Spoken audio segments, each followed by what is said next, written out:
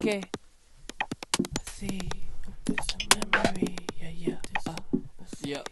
Distant memory. Yeah. Let's see. Distant memory. What? I see. Okay. Distant memory. Yeah. I see. A distant memory. Yeah. Wait. I see. A distant memory. Yeah. Wait. I see. Yeah. Distant memory. Yeah. Wait. I see. Yeah. Distant memory. Wait. I see. A distant memory. Yeah. Memory.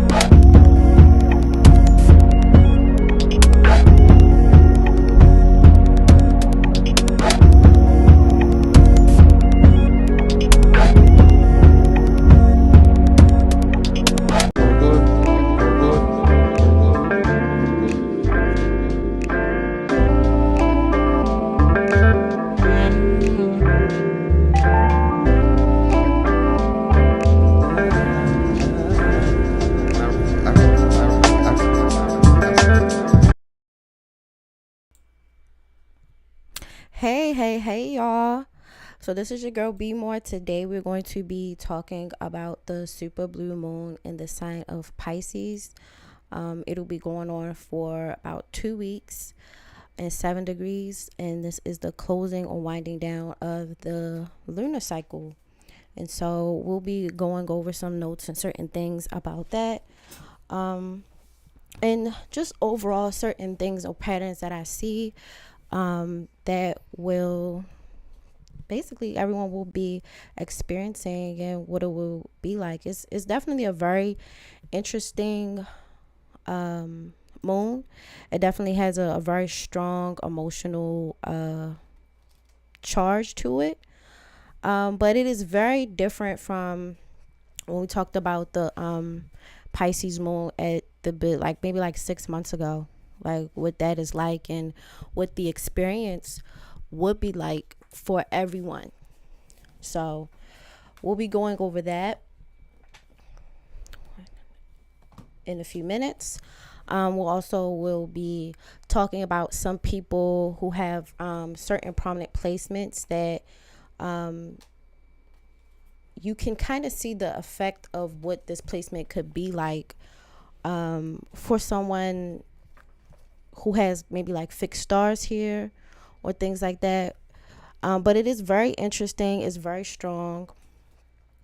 You know, it's very transformative. It does have like a otherworldly or mystical feel to it.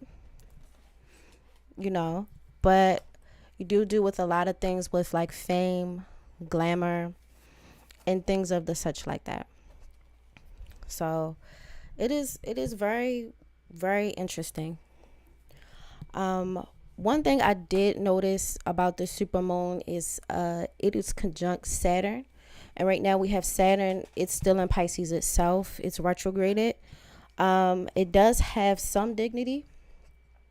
So there's certain things that it would naturally organically do that's Saturn like. And people don't realize like things could be in certain signs but still have some function about the ways it likes to operate, and it would like to perform and be like. And Saturn is definitely one of them. And so the moon be conjuncting Saturn in about 7 degrees for the moon and 3 degrees for Saturn, and then it's going to be opposing the sun in Virgo. So I made a quick little slideshow, basically as in a presentation, to just sum up the energy of what you'll be experiencing and just try to give people in general a decent breakdown. Any questions before we begin? If not, just drop them in the chat and I will try to answer them as quickly as possible. So Wednesday, depending on where you live, so between yesterday and today, we experienced a super blue moon. So a super moon is a moon that is close to the Earth's orbit. So as planets and objects rotate around the Earth and sun, somewhere in their track, they get very, very close to Earth or to us. They get closer than they've ever been. So sometimes they're closer and sometimes they're more far away than they've ever been. And this is an experience that we just have. A blue moon is a moon that is the second full moon in the span of a month. Typically, every month you have a bare minimum one full moon. This one, we have two. So we had one at the top of the month in the sign of Aquarius. And now we're at the end of the month with one in the sign of Pisces. So now we have something like two full moons in the 1 month. And that is particularly rare. Hence why people have like this whole saying of once in a blue moon or type of words or language like that, because it isn't common. It is quite rare, and it can imply a culmination effect that we have twice. And the moon has a very strong fixture in society, even just medically how people operate. But with it being in the sign of Pisces, Pisces rules ideas around beliefs and fantasies and dreams and the sense of faith. Hey, Yemi, how are you? I missed you too. I haven't seen you in a long time. But yeah, dealing with people's senses of faith and how people feel. And so it is going to be interesting seeing like the sign of Pisces with this moon in a very strong placement. So the moon is closer than we've ever felt before. And this is the second full moon that we have in the span of a month. And so we'll have a supercharge around people's sense of faith, people's ideas, dreams, fantasies. And this will have certain effects on people's confidence, you know, how they feel about themselves, because faith and belief also deals with like self-beliefs. And so people will deal with like instinctually how they feel about themselves. When I saw the blue moon update yesterday, I was like, I wish y'all would do a live to explain. And here you are. See, the power of the mind, the power of belief. That's Pisces energy right there. Pisces energy right there. But yeah, we're dealing with beliefs, fantasies, wishes. So give me as an example of that. I wish I had a stream to talk about this. The stream pops up. And not saying like, you know, we on some beehive shit, but to a certain extent you kind of are, because Pisces deals with emerging effect, and it is a cumulative. It has some cumulative effects. So yeah, this is between today, tomorrow. Well, yesterday and today, depending where you are. It depends, but this is what will have the effect of that, and seeing how close it is. Okay, so the next thing we're going to talk about is Saturn. Saturn, like I said before, is conjunct the moon while also opposing the sun and Pisces and Virgo. And so Saturn traditionally deals with structure, effort, older people, male authorities. It can also deal with like forms of government, delays, and follow through. And so Saturn is in a degree range which it is dignified, even though it's retrograded. And so it deals with a strong sense of worry, or almost like an anxiety or fear around these types of things: responsibility, rules, laws, limitation, almost a depression, and even achievement, pessimism. How well can I do something? How well can I push through? How well can I persevere? Hey, Rex. So we'll have that. But there also, because retrograde is also close to Earth. So because the moon is a super moon, it's close to Earth. But Saturn is in retrograde, and like I told you, when the planets come close to a part of its orbit, there's a part of it where it gets really close to like either Earth or the sun.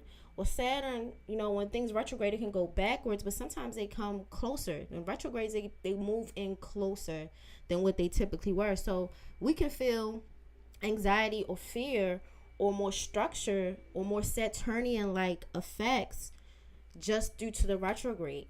So retrogrades can imply Earth, resistance, force, or even sometimes internalization. This can also make people feel like they can have more fear or anxiety, or it can feel more overwhelming. And the overwhelmingness is that you unconsciously feel like this place is closer than it would normally be. It's closer than it typically would be. So when people complain about Saturn retrogrades or retrograded planets, I understand why, but it's mainly due to the fact that these placements are closer to the Earth or closer to physical matter, which will be us, and we feel the impacts quicker. It doesn't mean like nothing gets done. It's just extra intense. So that's what I do notice. But because Saturn forms structure, effort, older people, delays, I can understand why it's not people's favorite planet. But at the end of the day, people need structure, people need rules, people need responsibilities, and we do have to put in efforts for that. And everybody likes to live for a long time, so it's nothing wrong with Saturn being there.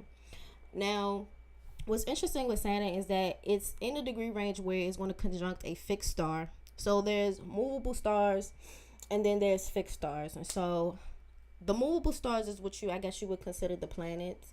And then there are certain fixed stars that they don't really move that much. And so Saturn will be conjuncting a royal star called Fomalhaut.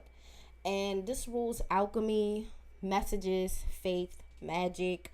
It is ruled by the Archangel Gabriel, which y'all know is the messenger angel.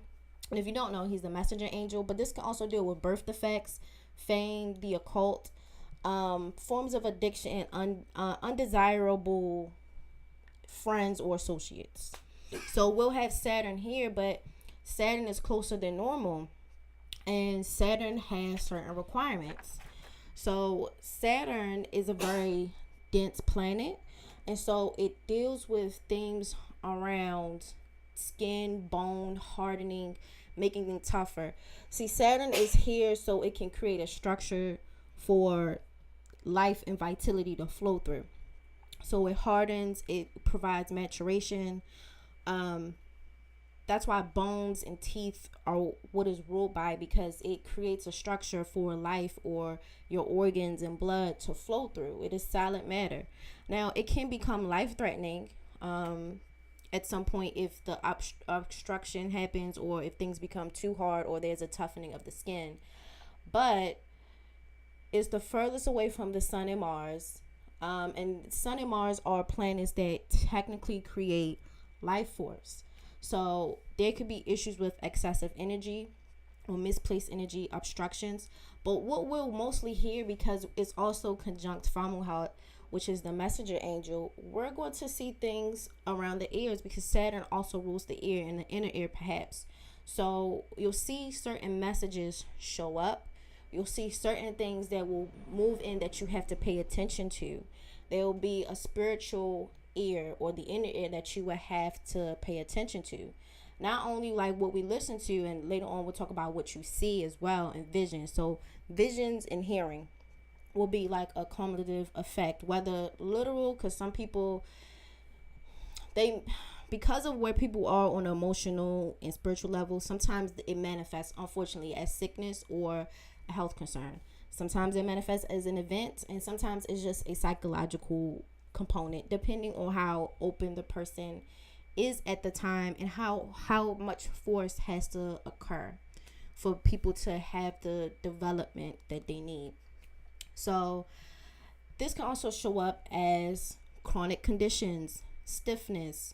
People can be deaf or not listening. Sometimes just not listening in general. Not like your ears are going out. Some of your ears might go out, but there's also a thing where people can just not be paying attention what they hear. They could be poor blood supply, slow functions, dull aches, fevers, chills. There could also be certain things around body temperature and body heat, where body temperature could be either very hot or very cold. But overall, there can be some delays in regulating body temperature, whether it be too hot, too cold, or whatever. I do feel like, I personally don't feel like it's a bad thing, but I'll go into why I don't feel like it. I don't get afraid about retrogrades or Saturn or anything, because I think people misconstrue what it's for, and that's why they're afraid of Saturn. Saturn is a natural part of life. But when we talk about it being a full moon, this is the sun and the moon opposing each other. Full moons usually deal with forms of growth, abundance. Now, there can be issues with identity and willpower versus emotions, habits, and needs in forms of completion. So that's the general gist of what Saturn is doing. I think a good example of Fomalhaut, the fixed star. Now, I understand Saturn is here and he's considered a malefic and people don't like him. But I think a good example is John Coltrane and Phil Donahue. I know these are old celebrities, so some of y'all might not know who they are. I am going to have an article link that Sin has sent me on Fomalhaut. I'll have that link somewhere, but I'll also, in this little presentation, I have the website up if y'all want to type it up and just look it up yourselves. But what happens to John Coltrane and Phil Donahue? Because Fomalhaut, even though Saturn is here and it's retrograde, so yes, Saturn can also go on hiatus from the structure. So people can lose structure, they can lose effort, they can lose authority, or they can lose follow through. Sometimes it's not always just a grinding. Sometimes when planets go retrograde, because they go down and get close to Earth, they can sometimes resist their natural behavioral patterns as well. And so if you look up stories around, like if you read about John Coltrane or Phil Donahue, these people had a lot of fame, because remember I told you, like, Fomalhaut can deal with fame, occult, faith, birth defects, addiction, undesirable associates, magic, but they had a lot of fame. They both had some type of fall, or where they had to deal with some very extraneous things, but the comeback that they had was almost like magical or whimsical. And that's because the fixed star Fomalhaut has a planetary effect of Venus, Mercury, and Neptune. And so we have to think about what these planets mean, what they actually are able to give us and show us, and how they show up. So Venus is the sign of homeostasis, balance, and what it is a direct reflection of the abundance of the sun, or the abundance of the spirit, or in a lot of ways consciousness. We're conscientiously creating abundance, or we have an identity or a will that's so strong that it creates a form of abundance, it creates beauty, it's overflowing. That is the general gist of it, because the Venus sign is the circle, which is the sun, and a plus sign, which is matter. And so that means it receives the abundance from the sun. And the sun is your identity, how people see you, what you get rewarded for. So it's the abundance of how you move through the world and what you're able to culminate.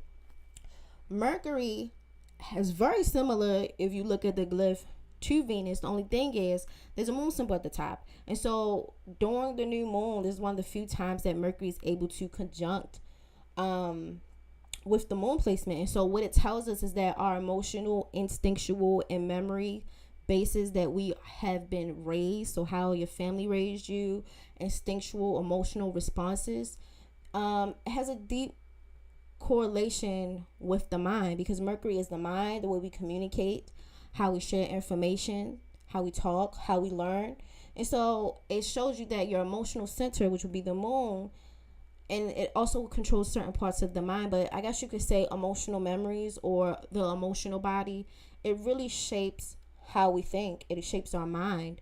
And Mercury is easily corruptible. This is why people say Mercury is corruptible all the time. Language is corruptible. Speech is corruptible because it has an emotional leaning towards it. And then we have Neptune.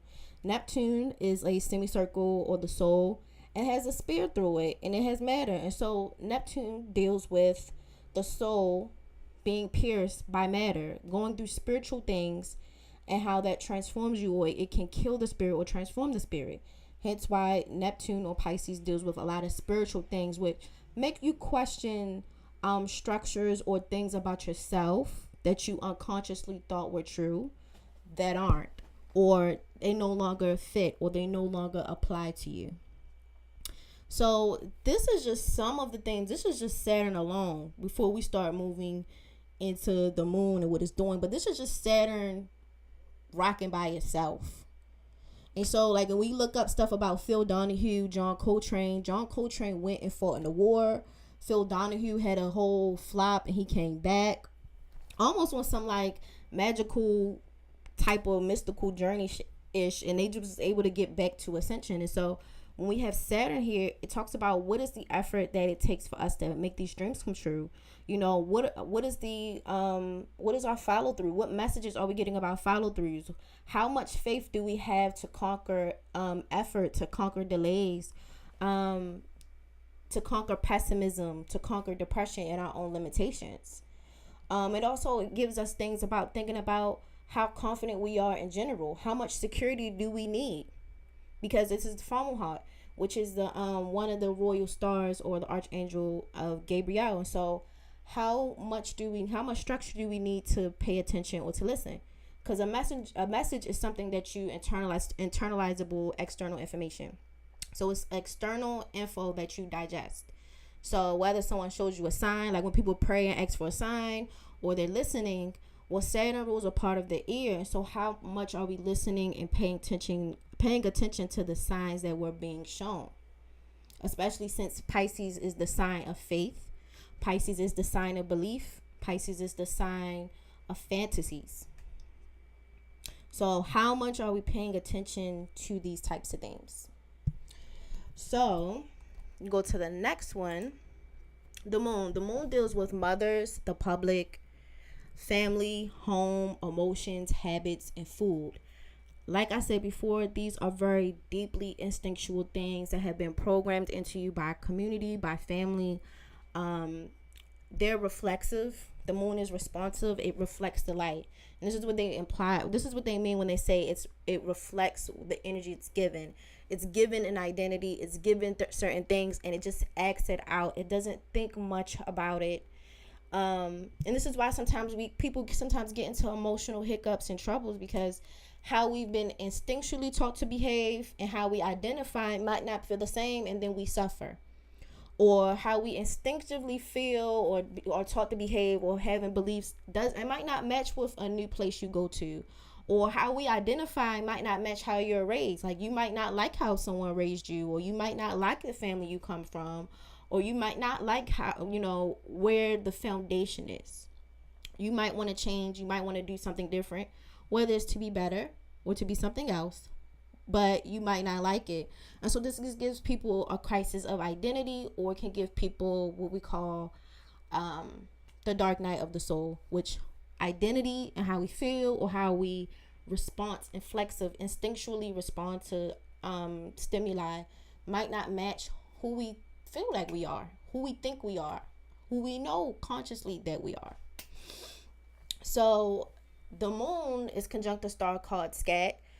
Scat is a placement of good fortune, personal charm. It can give people a lot of charisma, lasting happiness, psychic interest, sensitivity, occult interests, and many friends. So it can make people very popular. The effects of this is Saturn, which we're talking about right now, and Jupiter. And so Saturn and Jupiter both take turns distributing certain forms of matter. So how Saturn comes to test how much effort you put in, or comes to collect certain things, Jupiter comes to balance certain things. So I know people think that it's an abundance, but it's keeping things from being overgrown as well. It expands or push things out, or tries to balance things out, so things aren't all clumped up into one spot or location.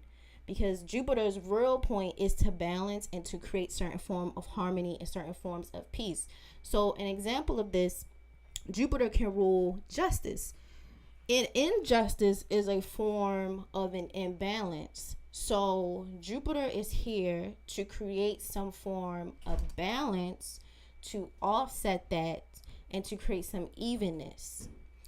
Philosophy, morality, and religion, these can do these things as well. Try to see where there's an imbalance or a deficiency somewhere and try to balance it.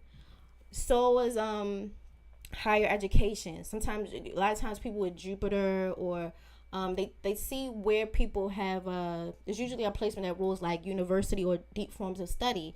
Okay, for you to go to university or have deep forms of study, there's obviously going to be a deficit in how much you know or how much you're aware of. So Jupiter is going to give you the abundance of wisdom and knowledge to offset any of these things, so that way people can have a physical experience, but also so they can have wisdom to know how to respond to certain things. So I understand people think Jupiter is just luck. Yes, it can be luck, but a lot of times it's a balancing of what is going on, so that's why when you see the tarot card, you see temperance rules with not too much, not too little, deals with moderation, and it can also deal with forms of piety, which is something that people practice in religions. They want to be pious or balanced, or they don't want to go to too many extremes. Not too much overeating, not too much drinking, not too much sleeping around, not too much this, not too much that. That is a Jupiter principle. So it's trying to create forms of balance without going above and beyond, Let's see, James, I saw the moon this morning. It was super bright and almost white in appearance. Yeah, that's because it's so close. It's so close to the earth. And so we can be having responses like these: emotional response, familiar response. Y'all might have family reaching out to y'all that y'all haven't heard, or type of things like that, or habits that you haven't had in a long time. These days leading up to this moon, from the 30th and today, leading up to the moon, you probably had emotional responses you've had not had in a long time. And it seems almost out the way. And you're like, what the heck is this? These are emotional, these are instinctual responses. So you have to pay attention to this, and everyone, we're all learning. But when the moon makes its cycles, it's challenging your instinctual in certain ways. Like, I guess some people will imply like primitive, but just think of it as like factory settings. Everyone has factory settings, and the moon comes to do the lunar cycle. It can reset a factory setting, and sometimes it's not what we want. Sometimes it is, though. It just depends on how it's aspecting your chart, but it's factory setting. They just trip up a whole factory setting. You're like, what the heck? And it happens all the time. So the moon in Pisces, per se, Pisces is cold and wet, and the moon is cold and wet, or I guess you could say cold and moist. So they have a lot of things in common. So behavioral wise, they would like each other. They have a lot in common. They get along. So this can technically be mixed. It's not necessarily like the best moon, but it is mixed, and it can do pretty well here. Hey, Digital B. So it's very compatible. They're both cold, they're both moist. So things that can grow, things that can because the moon is about women, these are things that can grow. These are things that can incubate things. They can provide nurturing, nutrition, and protection and shelter. And notice everything on the moon list are all things that can nurture, protect, and grow things. So you have crowdfunding, you have mothers, family, home, emotions can grow, habits can grow things, food can grow things. Notice they're similar, like and like. So this is good. They have things in common. That means we can do something positive with it. So when people say, well, is this something bad? Not necessarily bad. They don't have that much in common. So it's like when you see people date and they don't have that much in common, they can still make something work. But it's different when someone is dating and they have more in common. So the moon is in 7 degrees.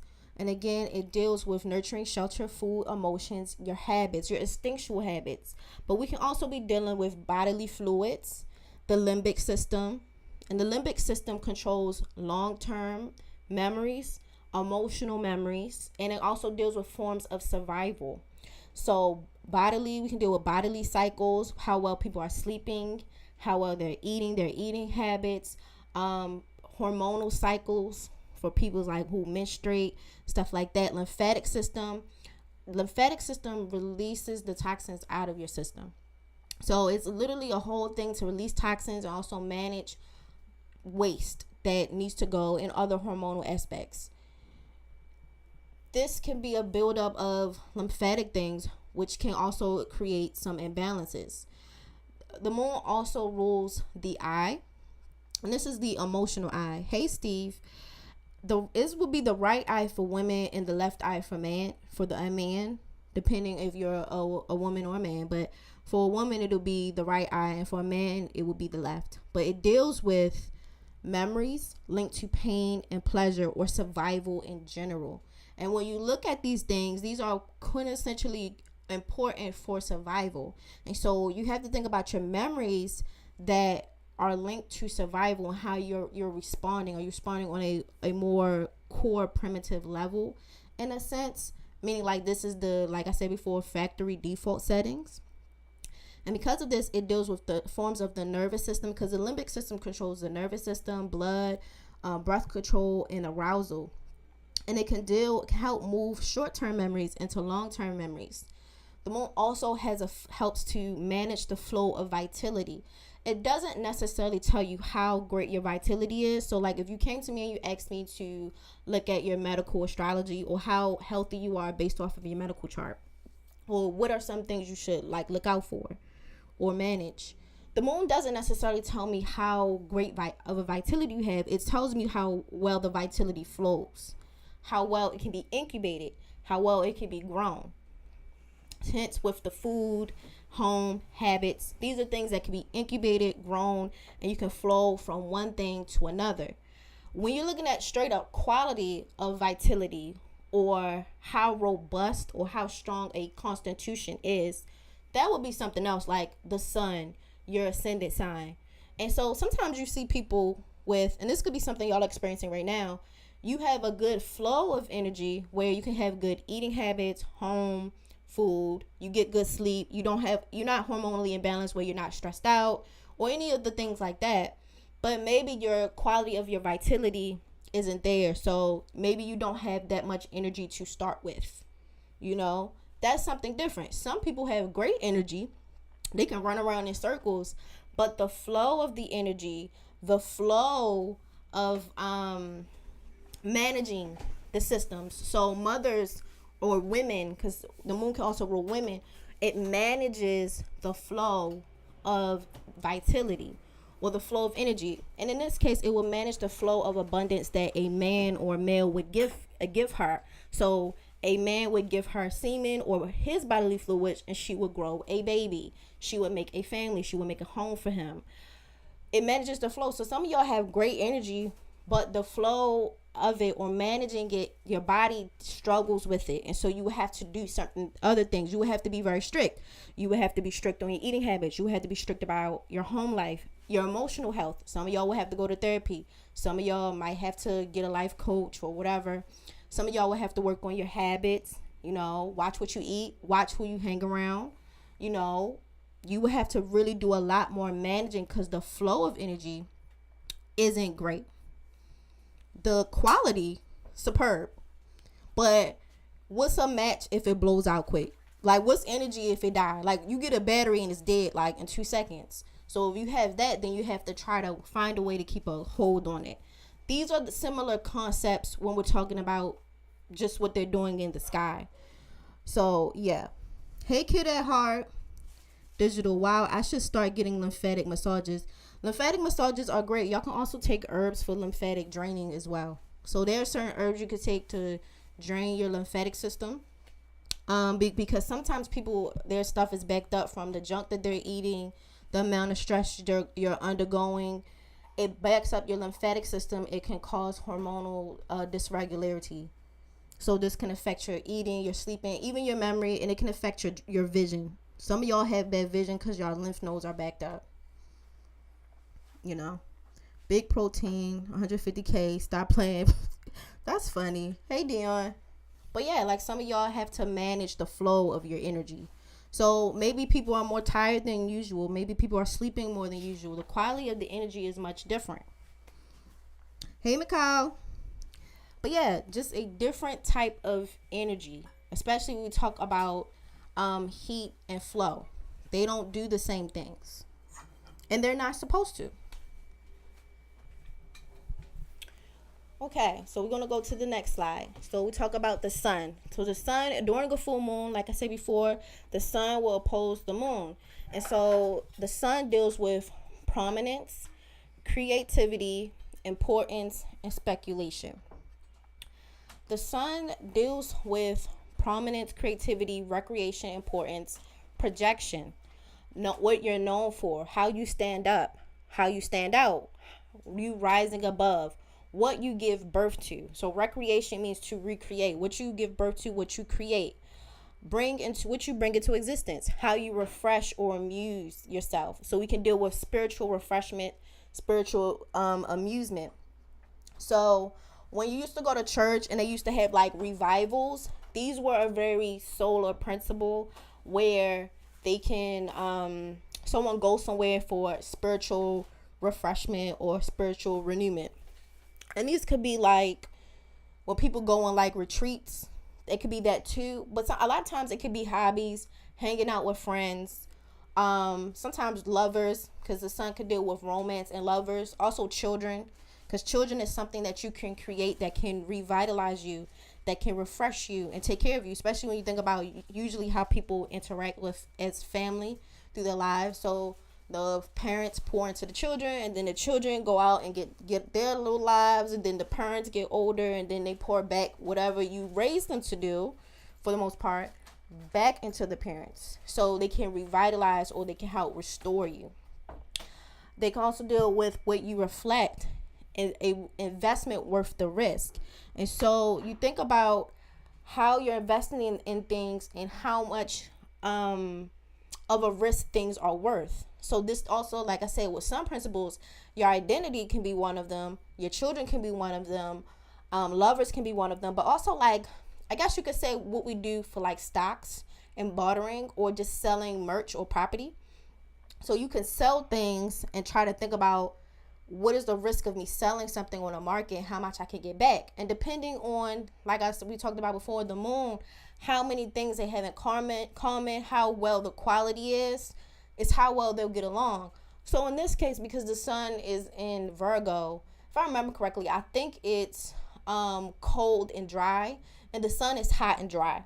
Now, granted, the temperatures might be off a little bit, but the other part of dryness, they get along, they have a lot in common, and they can work something out. Maybe not the best to fit the way the moon was, but it's way better that the moon be in Pisces than the moon be in Virgo versus the sun being Pisces and then the moon being Virgo. So if we talking about like health wise, if someone is a Pisces sun, it's not that they can't do anything, but maybe the quality of their vitality or their creativities or their prominence might not be as strong due to the sense of yes, creativity with the sun and creativity with the Pisces sign, they get along. But here's the thing though, the sun is hot, and so it wants to give off things. Pisces is cold and wet, and so it wants to merge. They have creativity in two different forms. And so usually what happens when you meet people with Pisces suns, they can actually have a weird vitality rate. So they can have energy be weird. They can also become sickly quite easily and often, you know. So it's different. So this is what I'm saying about the flow of energy based off of your moon sign, the flow of what you're doing with your vitality, your creativity, your prominence, versus how much you can generate off rip. Like how strong can it be, and what the desires are. Very different. So this can also require you to meditate on wonder on a subject, or be curious or doubtful. And so this can also do with our own identity. A lot of people go on journeys of identity or crises of identity, and this is your sun sign. So your sun sign makes you think about, who am I, who do I want to be, what do I want to accomplish, how do I want to be creative, what do I want to create, how do I want to become important. And like I said before, Venus is a culmination of the sun, so it is a reward or the abundance of your identity, or it's an abundance of something you've created. So prime example, who you identify to be with, who you give life to, give birth to, you interact with, you do creative things. So sex is considered creative, is also considered refreshing, amusement. You can give birth through sex. Okay, so a byproduct of that could be children, but another byproduct is like romance. So you can participate in romance, which is something the sun rules, like lovers. And you can get an abundance of love or Venus. Your lover can give you Venus. So that's the byproduct. Hopefully that makes sense. So some people have great sun signs and they don't have, their Venus signs could be left, a lot could be left to desired. They just like, And it's not horrible. It's just that maybe they don't get much from their identity. They might not get much from a lover. They might not even get much from their children. It just really depends. They might not be as creative at all, which it is what it is. But depending on how your stuff is set up, you might not get much, or you have to work very hard to get certain things, or you only get certain, like, very specific things that come in abundance for you. So it deals with what you look at, what you see, what you search for, forms of consciousness and vision. So just like the moon deals with vision, or like the eye, an emotional eye or emotional vision, the sun deals with waking consciousness, what you see. It's not a reactive point. It's not my default settings. It's very much so, I'm very aware of what I'm doing, why I'm doing it, and this seems like a good decision for me. I'm exerting my prominence, my importance. I'm projecting on to a situation, right? That's very different than the moon. The moon is reacting because that's what it knows how to do. This is how I was raised. This is how my mother taught me. This is how my family taught me. Y'all see where if they come into a hard aspect, why they would not get along. That's what a full moon is. A full moon is when the sun and the moon oppose each other. So what you project, what you're consciously doing, versus maybe your default factory settings, that it is what it is. Or this is how I was raised. These are the cards I've been dealt with. This is what I have to maneuver with. Very different. Very different. And so this could give an identity issue, identity clash, and a crisis of faith. This can also, it could just overall just be stressful. It could be stressful. So this also, heart-wise, or like, I guess you could say health-wise, it could deal with heart function, cellular function, and overall your will to live, light and body heat. So people could be dealing with issues around heat regulation, body heat regulation, so they can't do anything. No, people could do things. They just will have to understand what they're doing. Speaking of the sun, it's cooking. Silly. It is hot, But yeah, like you would just have to be aware of what you're doing. So it gives off light, it gives off heat, and again, elements and modes matter. So elemental medium, the sun can maneuver through elements. So earth and water are more dense versus air and fire, which is less dense, easy to breeze through. Easy to breeze through. Heat, hot things, warm things like air. It's easy to move heat through air. It's easy to move heat through fire or warm things because the molecules move fast enough for heat or light to penetrate. Something that is cold or wet, like water, grips things. It's dense. Earth grips things. It's dense. Not the easiest. They don't have a lot in common. My vitality sickly.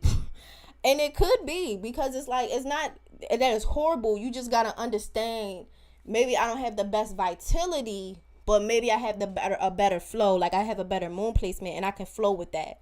So if I manage it correctly, I can get a lot of stuff done.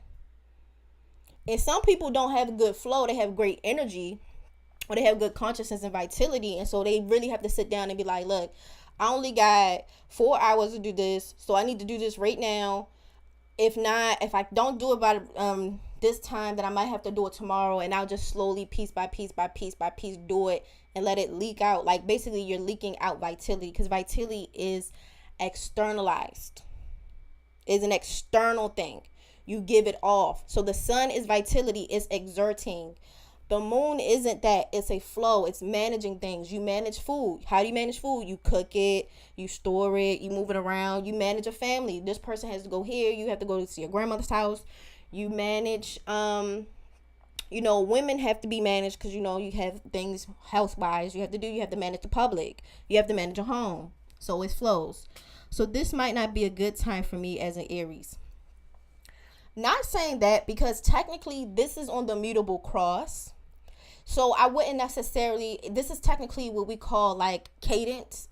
Like it comes right after Pisces. So it's not necessarily doing that per se. And I don't think we have anything outside of Chiron and Rahu in Pisces. I mean in Aries, which is a whole different thing to do. Because Rahu is in Aries right now and Ketu is in Libra, which these aren't planets, these are lunar points or lunar mansions. And these are, like I told you before, if the moon reacts in a very primitive or reactionary setting, and then we have points or lunar desires or lunar passions. So unconscious desires, or imagine if you have factory settings, but you still have desires to act out. Those factory settings, that's what the lunar nodes are. And so they're more primitive and sometimes they can be quite bestial. So if Rahu is in Aries, that's something completely different than the moon doing it itself. It's Rahu or the North Node. Very different. So not the same thing, but different. There are probably herbs for... Yeah, there are. Just take some herbs and you'll be straight. As long as you're not allergic to it, you should be okay, and it doesn't interact with like the food you eat or the medicines you take. You'll be fine. It's because you said earth and fire don't mix. Okay. Earth and fire meaning the planet. So if the sun, because the elements like earth, water, fire are the mediums. And then the planet is using those mediums to move through. So if you're an earth sign, a water sign, an air sign, okay, those are mediums. The zodiac signs are mediums with that the planets use to exert force through. Some of y'all have elements. So if Pisces is a water sign, Aries is a fire sign. Okay, some of y'all have elements that a personal planet don't like, or it's not compatible.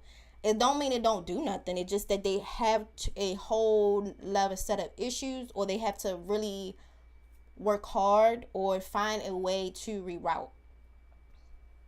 Which happens because the body is smart, is ingenious, and it will try to find the best ways possible to deal with it, because overall people's bodies, they want to live. There are a lot of mechanisms that the human body will purposely do to make sure that you don't die. And sometimes it's things that we don't personally like, but it will do it because it wants to live. It believes in survival. Sometimes we also see mutations or elevation or it evolving in the human body as well. So this is what y'all talk about, like X-Men. That's like it's a cartoon, but what you're seeing is a purposeful evolution of the human body because it wants to survive. So if the sun is hot and dry and you have a hot and dry sign, like your sun sign is in Aries, they're compatible. But like I said before, if you're a Pisces sun and it's cold and wet and the sun is hot and dry, you see where there's certain things where they're like, I don't know, man. I don't know. You have to think about it like that.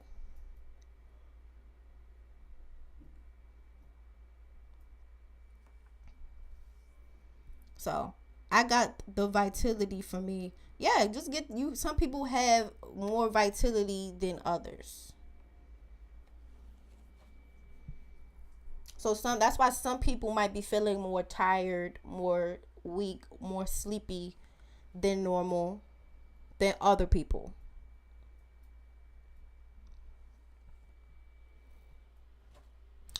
So yeah, dealing with the meaning of life and the will to live and your overall mentions, your overall mission, your goals, and your potential.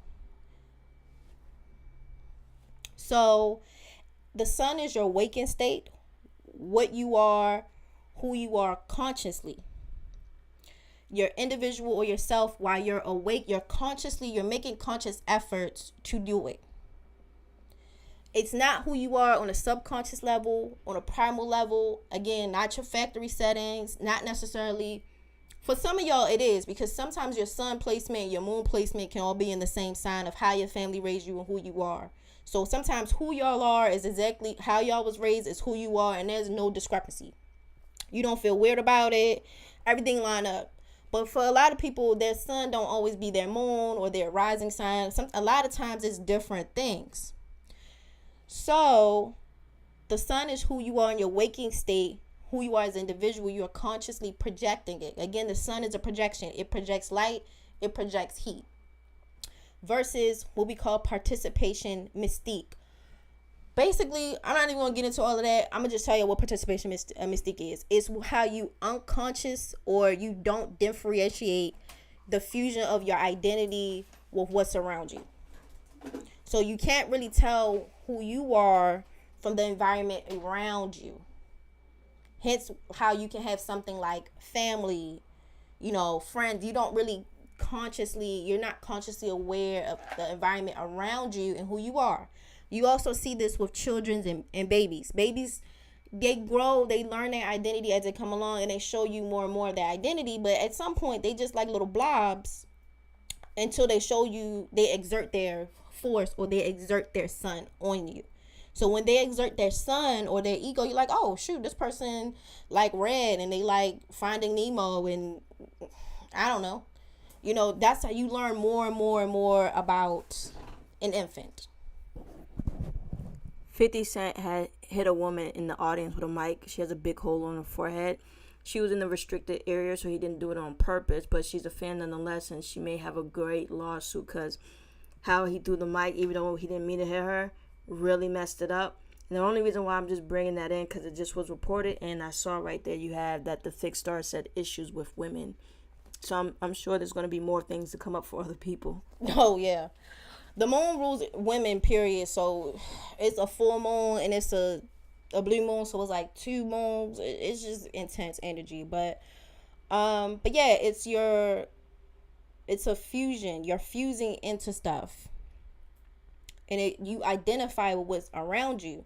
The sun allows us to have inner vision and imagination. The sun gives us imagination. It gives us an inner vision or inner eye, which would be self-image. How do you see yourself? How do you identify with who you are? Do I see myself the same way that other people see me? Do I see myself the way my family see me? And depending how your chart is, some of y'all do see yourself the way your family see you. Sometimes you don't. Sometimes, it just depends where everything is, but it becomes a self-fulfilling fantasy or a prophecy. And visualization techniques can help your inner eye. Some people have damaged self-esteem, or they were raised by people who, because sometimes, be for real, like some people families don't like them, or they don't feel like they have a lot of common with them. So that could hurt your self-esteem, or issues that just occur. You had a bad breakup, that can hurt your self-esteem. So how you see yourself is an exertion of your self-esteem. So let me see. My skin seems to be significantly healing around this time. And it could be the moon placements. It's probably what you have in your chart. And especially since Saturn rules skin. It can rule things around the skin. And Pisces and Virgo can deal with immune health and protection around your immune health. Yes, some seasons and environments are better for people based off of their chart. I love the moon. I came up with the most otherworldly sounds in after hours. They seem oddly in tune with the sounds of other planets. Probably just, receptive. But that's what I'm saying. Like, Saturn rules the ear. So just really paying attention. Not issues with women. Yes, issues with women. Self-perception versus environmental perception. Exactly. I've been avoiding female relatives. This is not the transit for it, because I'm gonna tell y'all like with some other things too. But it's crazy when your family try to raise you the same way. Woo, Lord. The reality is, when you look at a parent's chart versus the child's chart, a lot of times there could be a lot of similarities that a child can imprint or see on a parent. I guess the problem is when there's a battle of the will, the ego, and a battle of how people identify themselves. And so parents assume that they should raise their children how they are, or what they think is a good idea. And maybe what people can do is they could start reading the charts of their children to see how the children see them, but also how the children see themselves. And that would make this a lot easier. You will already know your child's shortcomings. You will already know how they identify us. You would know their sun placement, how it flows, their moon placement, how they see their family, how they see their mom. It will be a lot easier. And so they really, ego development, identity, personality would be a lot better. It's not that hard. But I also know like this technique is kind of old school and a lot of people don't do it anymore, but it would be easier. Like if I saw a chart and it said, maybe my child needs a lot of maternal care. It's like, well, then you would have to be very motherly to this child. There are some charts where I've seen people give me charts and their siblings help to shape their identity. Well, at all costs, you would have to make sure that the siblings get along, because the siblings really form the identity for this child. So then you would try to figure out how that can happen for them. How can they get the best out of their brother or their sister or whatever? It just really depends. Let's see. So true. Like certain challenges my dad has, I'm experiencing. Yeah, you print on them and then you internalize it. We both Aries. So how you see your dad, because again, the sun is like a father principle or male principle. So how you see your dad and how you see yourself, y'all have a lot in common. So there's no weird identity thing, because you and your dad get along. Y'all both see y'all identities the same way. You can imprint on him. He'll tell you what identity he has, and you're like, I agree. And you're like, I agree too. Let's go. Like, y'all cool. But there's some people who parents in their identity be like, I don't like that. And the child's like, well, I don't like you either. So this is where people would have to check their ego. Did you have a child so y'all can get along? Or did you have a child because you wanted to love someone unconditionally? Or you want to, allow a human to pass through you, and whatever they can get from you, they can put out into the world. You nourish a human and then they contribute to society. But that will imply that people have to check their egos. Shut up. But they would have to check their ego. Because some children be like, to Yemi's point, her and her dad will clearly get along because they like, yeah. And then some people, you look at their parent chart, you look at their chart, they don't really get along. So that y'all have different missions. Y'all have different, your way y'all see the world aren't the same. And y'all would just have to accept that. And if you can't, I don't anticipate for y'all to have children. I mean, y'all could do what y'all want to do, but just get in, buckle up for the ride, you know. But you see, Yemi like, yeah, me and my dad get along, but we both have the same shortcomings. It is what it is, but they get along though, because they have a similar vision for the world. They have a similar identity.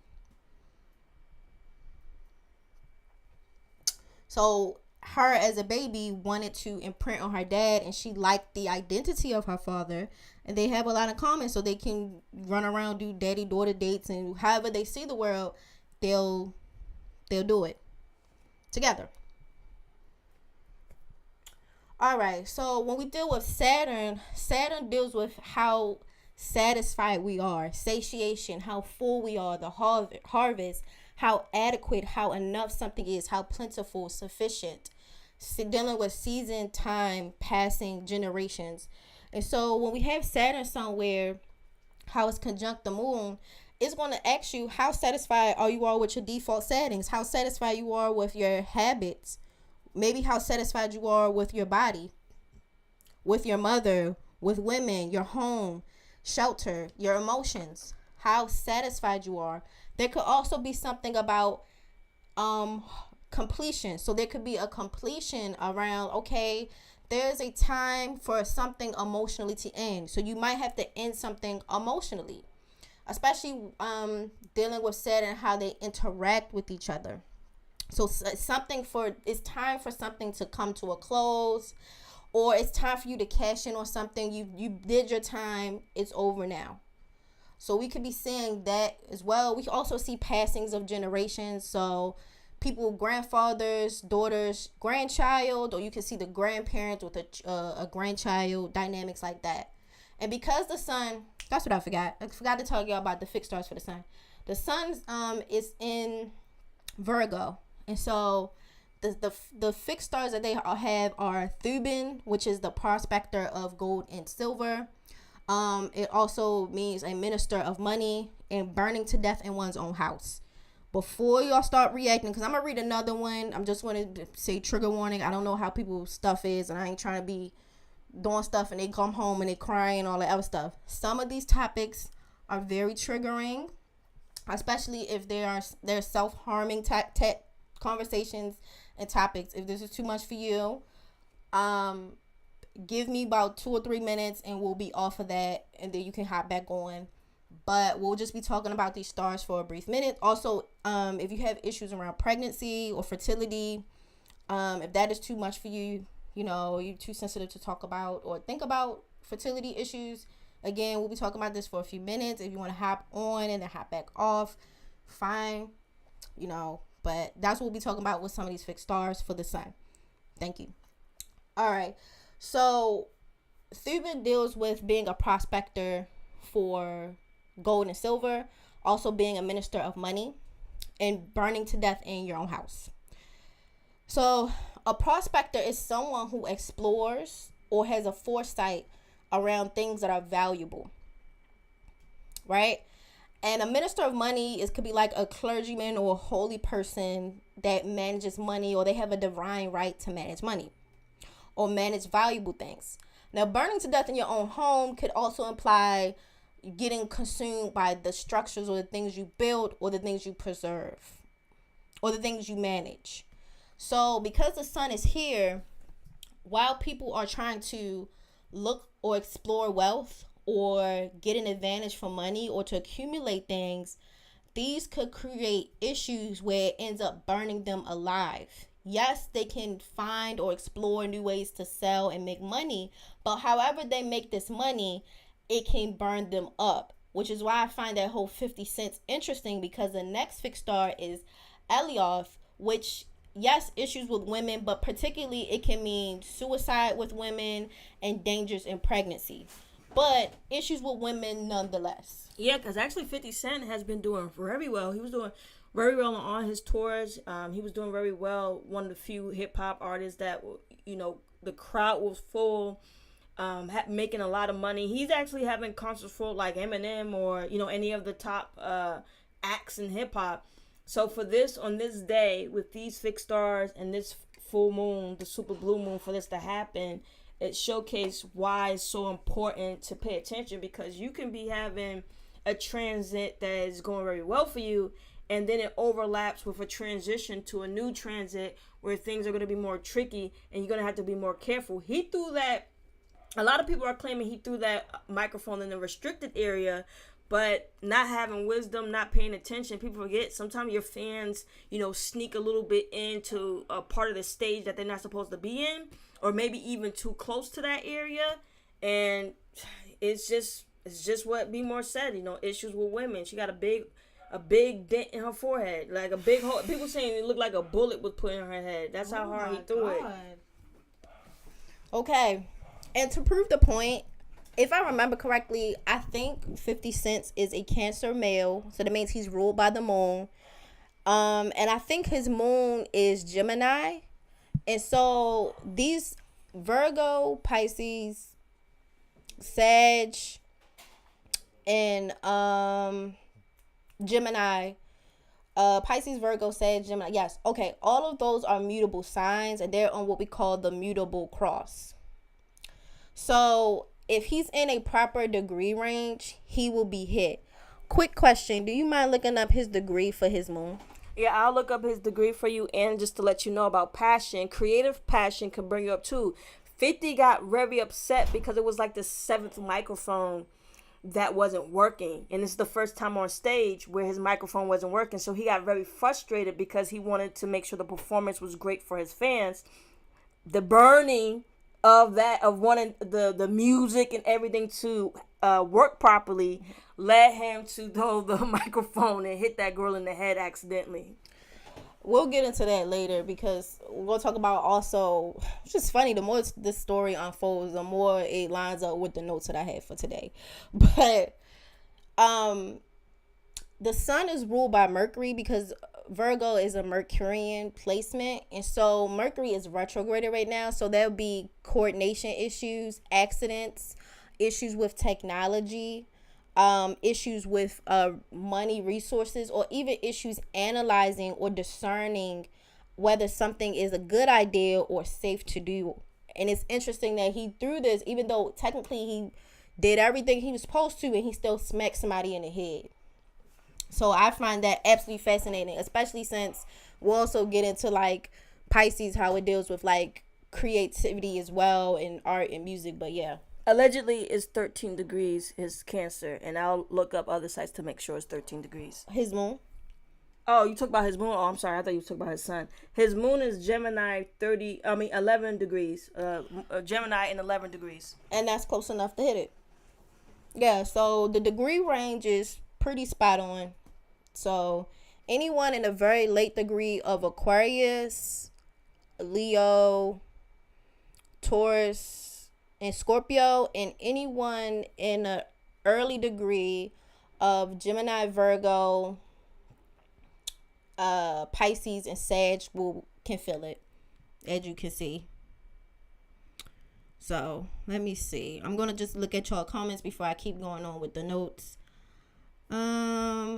Let's see. Also, BMORE, one of the patrons or soon-to-be patrons in the chat wants to know, what type of things do you link or put up for the book tier, the book club tier? Okay, I'm going to have to redo those tiers anyway. I did let y'all know I will be redoing it. That tier, for the $10 tier, will have books on it.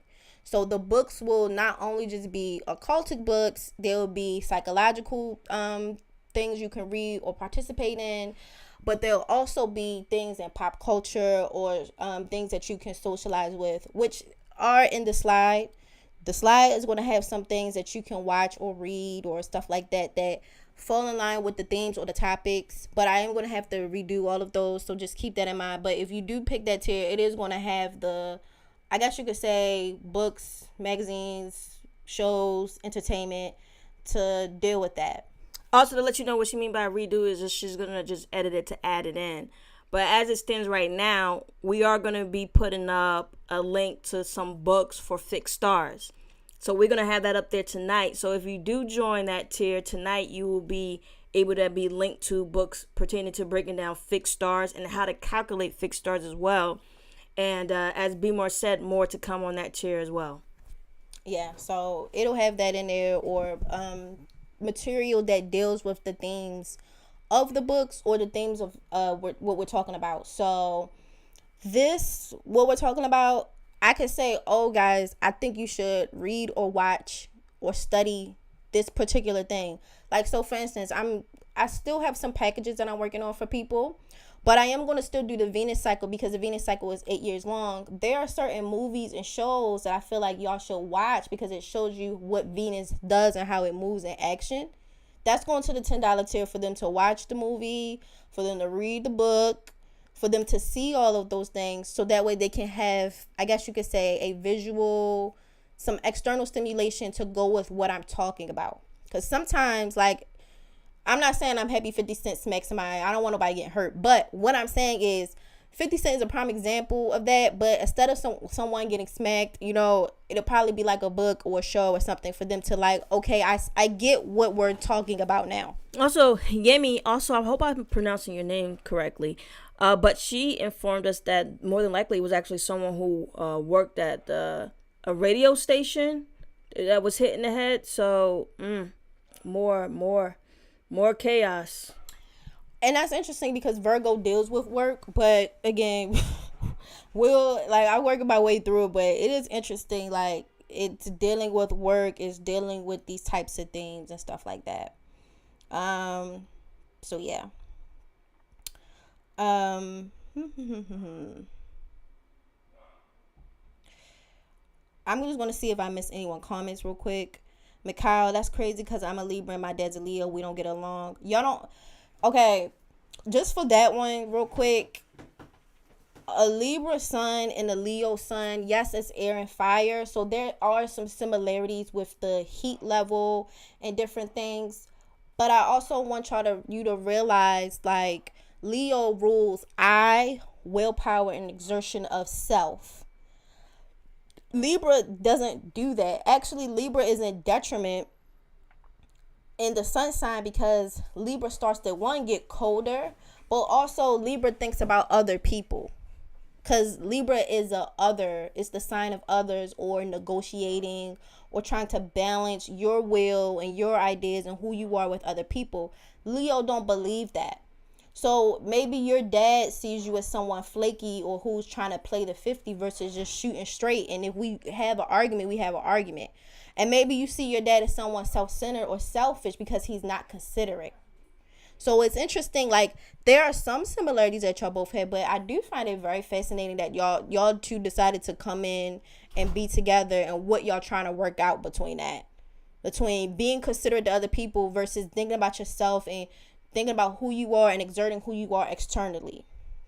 Like, this is who I am. This is how I think. This is my creative vision versus you, where it is still about creative vision, but it's creative vision that's externalized for everyone to participate in. My vision is a vision for everyone. So that's interesting. But yeah, this slide that I'm doing right now, this will be on Patreon, and this is just like a kind of a rough breakdown of the notes that I physically wrote. So sometimes I physically write notes, and this is kind of like a compressed version of that. So, I mean, if it's pretty much that, it's kind of polished off to very concise points, and things or concepts that's easy to understand. So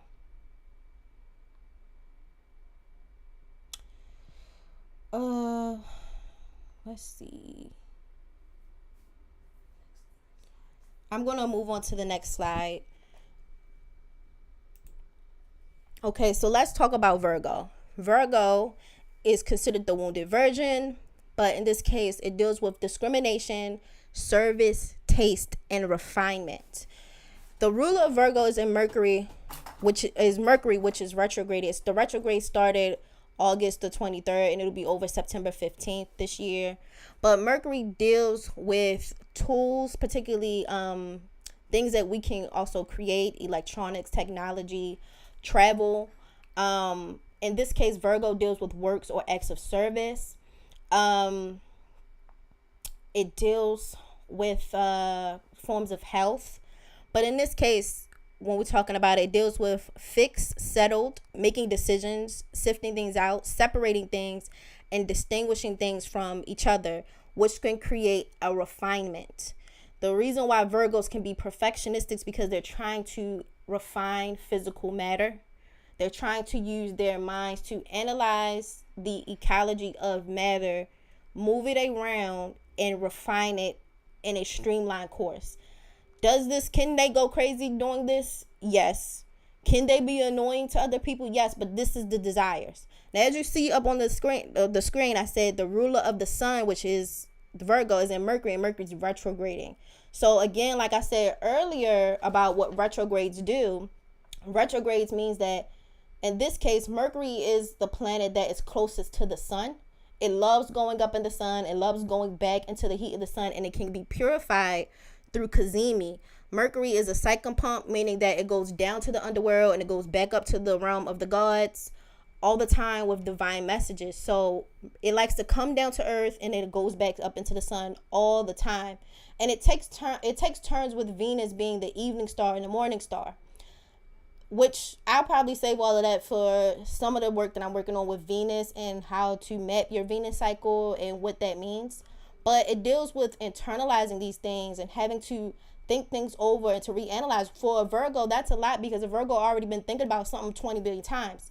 But it's also dealing with being lazy. Maybe the Virgos are lazy now, or they're being more forceful than they usually are because, again, Virgos are usually refined. And so they can come off being quite sneaky because they're thinking about refinement.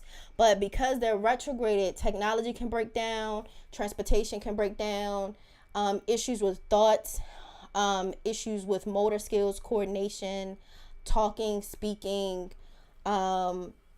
Also, like we did the video a while ago, we said that the Mercury signs, Virgo and Gemini, rule rapping and hip hop, and it's interesting that 50 Cent smacked someone. To add to that, I don't know if it's old. Even if it's old, it'll still be relevant because it was brought back up during this transit. 2 black men were trying to get service at Denny's. It took them an hour to even get notice for their order. And the waitress, who was extremely fat, a white woman, didn't want to service them. And the cops were called. So it was at a truck stop. And for anybody who knows anything about trucking culture, truck stops are for truckers and truck drivers, for them, or if they have their wives or girlfriends or whoever accompany them. They could take a shower there. They could buy, sometimes they have some eateries where they could go and eat. Even sometimes they have a little grocery centers too where they could get some little grocery items. But anyway, they were discriminated against. The trucks represents transportation, as you talked about, and traveling.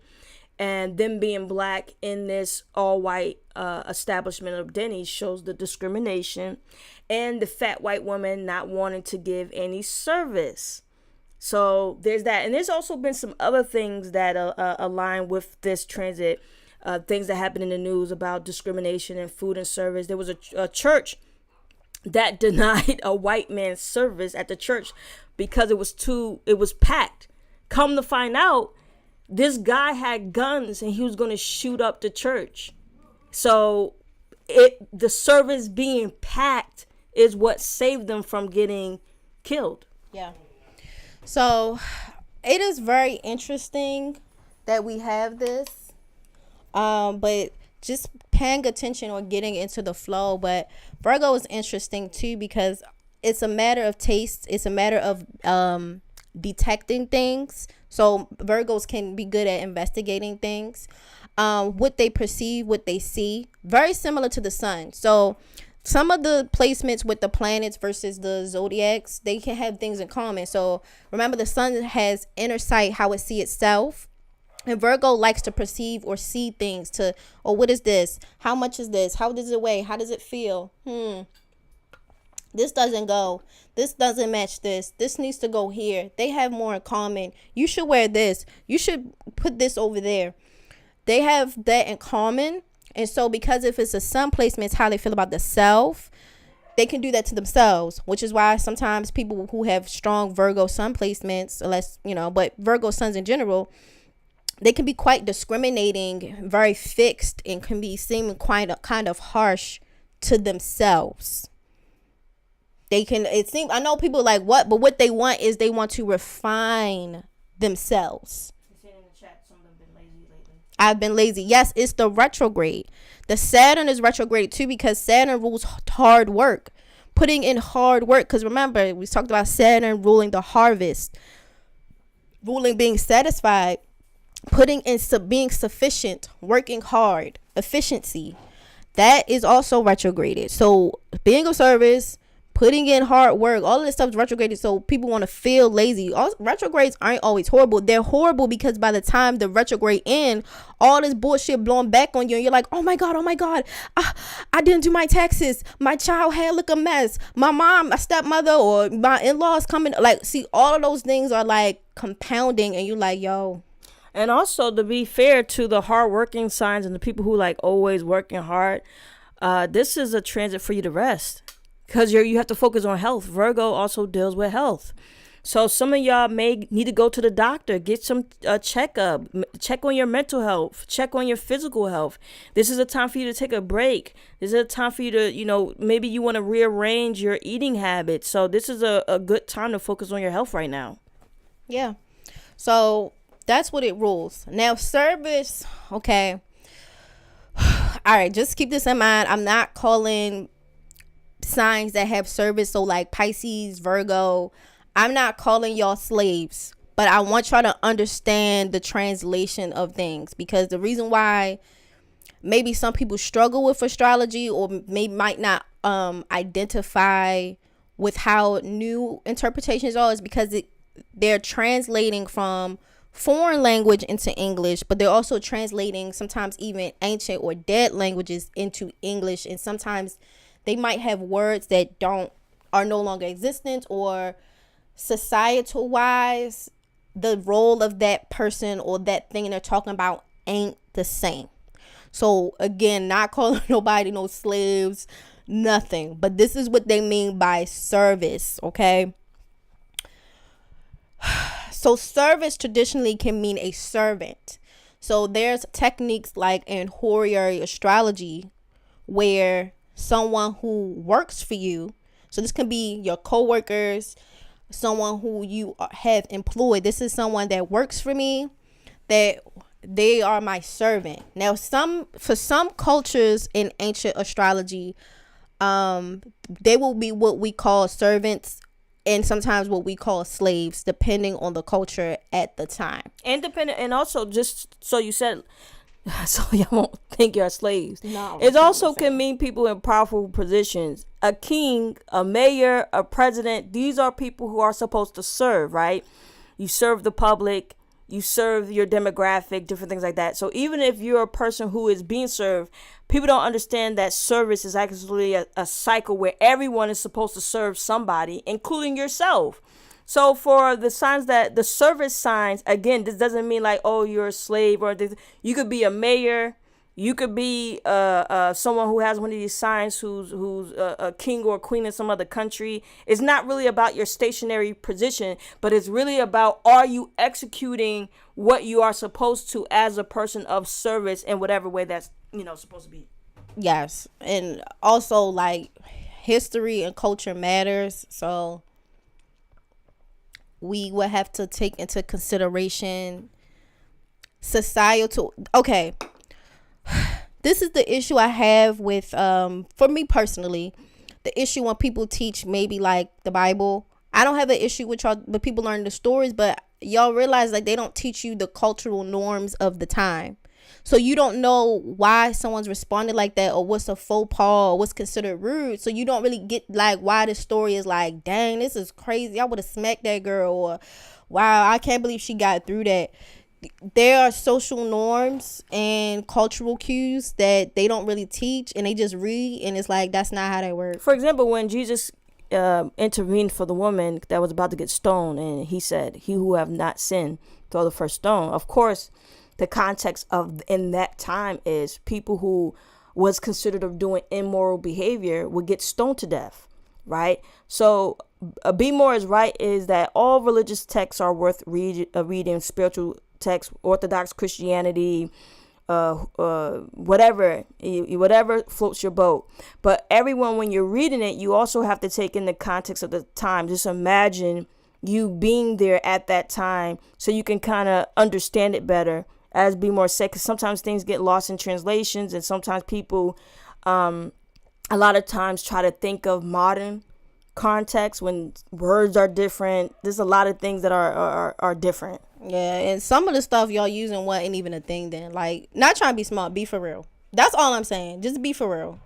You know? Like, we don't even have MySpace no more, and y'all trying to teach children who never seen MySpace what it was. Imagine thousands of years. Like, just be practical. That's all I'm saying. So, that's it. But yeah, so servants, being of use, work, duty. This can also be religious rites, what you deliver, but also this could also be considered a guardian or the watcher of flocks. So Virgo can also, when we talk about slaves or servants, depending on the time period we're conjugating from, this can mean people, shepherds, or people who watch their flocks. Hence why you see a lot of iconography about holy figures, pastors, or Jesus or God being the watcher of the flock, or he who guards or takes care of the flock. I'm glad that you brought that up because that's really important. Pisces and Virgo can also deal with, and especially in particular Pisces, can deal with kingly or a type of royal energy that is not of this world. So this is why I like the Chosen series. I know it's been made before, this transit. But Jesus, Yahshua at his time, he was someone who was kingly out of this realm. Like, he was of royalty. But to people in this particular earthly realm, they criticized him because they said, who is royal and serves the public as the way he does? He goes around with helping people that shouldn't be helped, but he is still godly. He is still of royalty. So it is going to be sometimes people of higher status working for the common people, being one with the common people, and people may discriminate against those people for doing that. Oh, I mean, you came from a rich daddy or mommy, or you've been here, you've been there. Why are you now with the commoners? Why are you helping the people of the low class? You're going to have a lot of that type of discrimination as well. Yeah. We also have the watcher of the flocks, someone who watches over, a guardian. But this can also be translated to he who watches the skies for an omen. He who watches the skies to observe the skies. This is why we have strong star placements, fixed star placements, and for this case, Virgo and Mercury, because Mercury traditionally is a planet that indicated astrology. And because the planet Mercury, the reason why it has the circle and that little U at the top, that's the sun and the moon.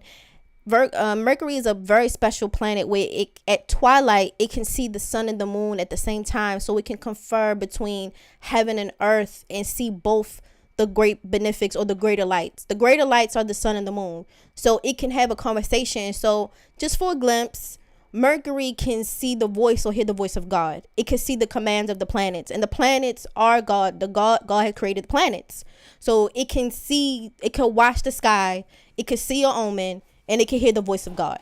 And it's crazy that you talk about this, because now another thing just came to mind. We're talking about Pisces and Virgo, and a lot of energy of Mother Mary has been everywhere as well. And in the Orthodox Christianity, they believe that Mother Mary, to birth a godly being, you have to be a godly being yourself. So in the Orthodox Church, she's like considered as high as the seraphims, or higher than the seraphims in rank. And, a little bit different from the a Catholic church, or so, if y'all could correct me if I'm wrong, but I think the Catholic church interpreted it a little bit different. But anyway, you've been seeing a lot of the Virgin Mary. This is another example of someone of royalty, a royalty that is not of this earth, not of this plane, but here in this particular realm. And then when we're talking about Yahshua, again, a king, someone of not of this, a king of not of this particular realm. So it is interesting what we've been seeing with this access, and like you said, the spiritual messaging, the leading the flocking, all of that. And I get a good story of is the story of King David, because they got omens that they need to find a person to be king, and it was a shepherd, and it was like, a what? And they was like, yeah, it's a shepherd. So there's a lot of books that if you want to get into, and I will recommend them, that the Bible is an astrological book that teaches you how to read the stars, how to basically commune with God, meaning how to commune with the heavens. And so because the watcher of the flock, or he who observed the skies, is a shepherd, which is why King David was the shepherd, they go to find a shepherd to do this. Also, it's the Wounded Virgin, which has iconography synonymous with Isis, Venus, and also the Virgin Mary. But these are people who watch the skies, who convey, or they talk to the gods. They talk to God, and then they relay the message to us. This is why Virgos can also be religious people, or the mutable cross in general. So usually you have Gemini, Virgo, Pisces, Sagittarius. Notice you can find a lot of those people being religious figures. You know, they have strong placements that rule spirituality, religion, or conveying, or he who speaks to God. I'm glad you said that too, because we're talking about seers and prophets right now. You know, if you're conveying messages from the heavens, you can be considered a seer, you can be considered a prophet. Mm-hmm. And then sometimes it's just about you personally, just to let everybody know, just you don't always have to be a prophet or a seer. Sometimes you're just getting messages for your life. Actually, everyone get messages for their personal life. It's just a matter of whether you're listening or not. Absolutely. So with that being said, you know, we have a lot of that energy going on, especially with it being in the sun placement, and it's opposing the moon in Saturn and Pisces. And I told you Gabriel is a messenger angel. He receives messages. So something about how we see, or how we are reading the skies, reading the omens, listening to the voice of heaven could be a bit skewed right now. That's what it is telling us. It's telling us that how we listen and what we see can be off. There could be two visions or two things at the same time going on. So you would have to listen twice as hard and see twice as hard as well. Yeah, because you're going to be tested. False prophets, for example. I'm sorry, I landed that one wrong. I'm sorry. Yeah. You just said what you said there. People got to be careful for false prophets. They do. Misinformation, wrong information, because Mercury is retrograded, so we can have communication problems. We can have issues with discrimination, or determining, or coming up with answers, what we perceive, what is actually happening. And especially in the sun deals with it.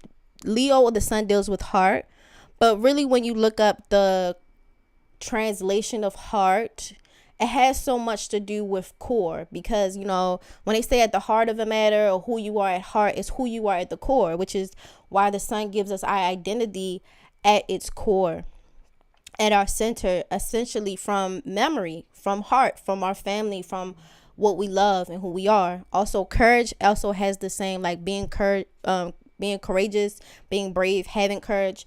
This deals with the etymology of the heart as well. This is why the sun placement also deals with heart function, heart health. And so who we are at our core, our personality, and how we translate these things, and especially being in Virgo. And so how are we trying to fix who we are at our core? Are we settled?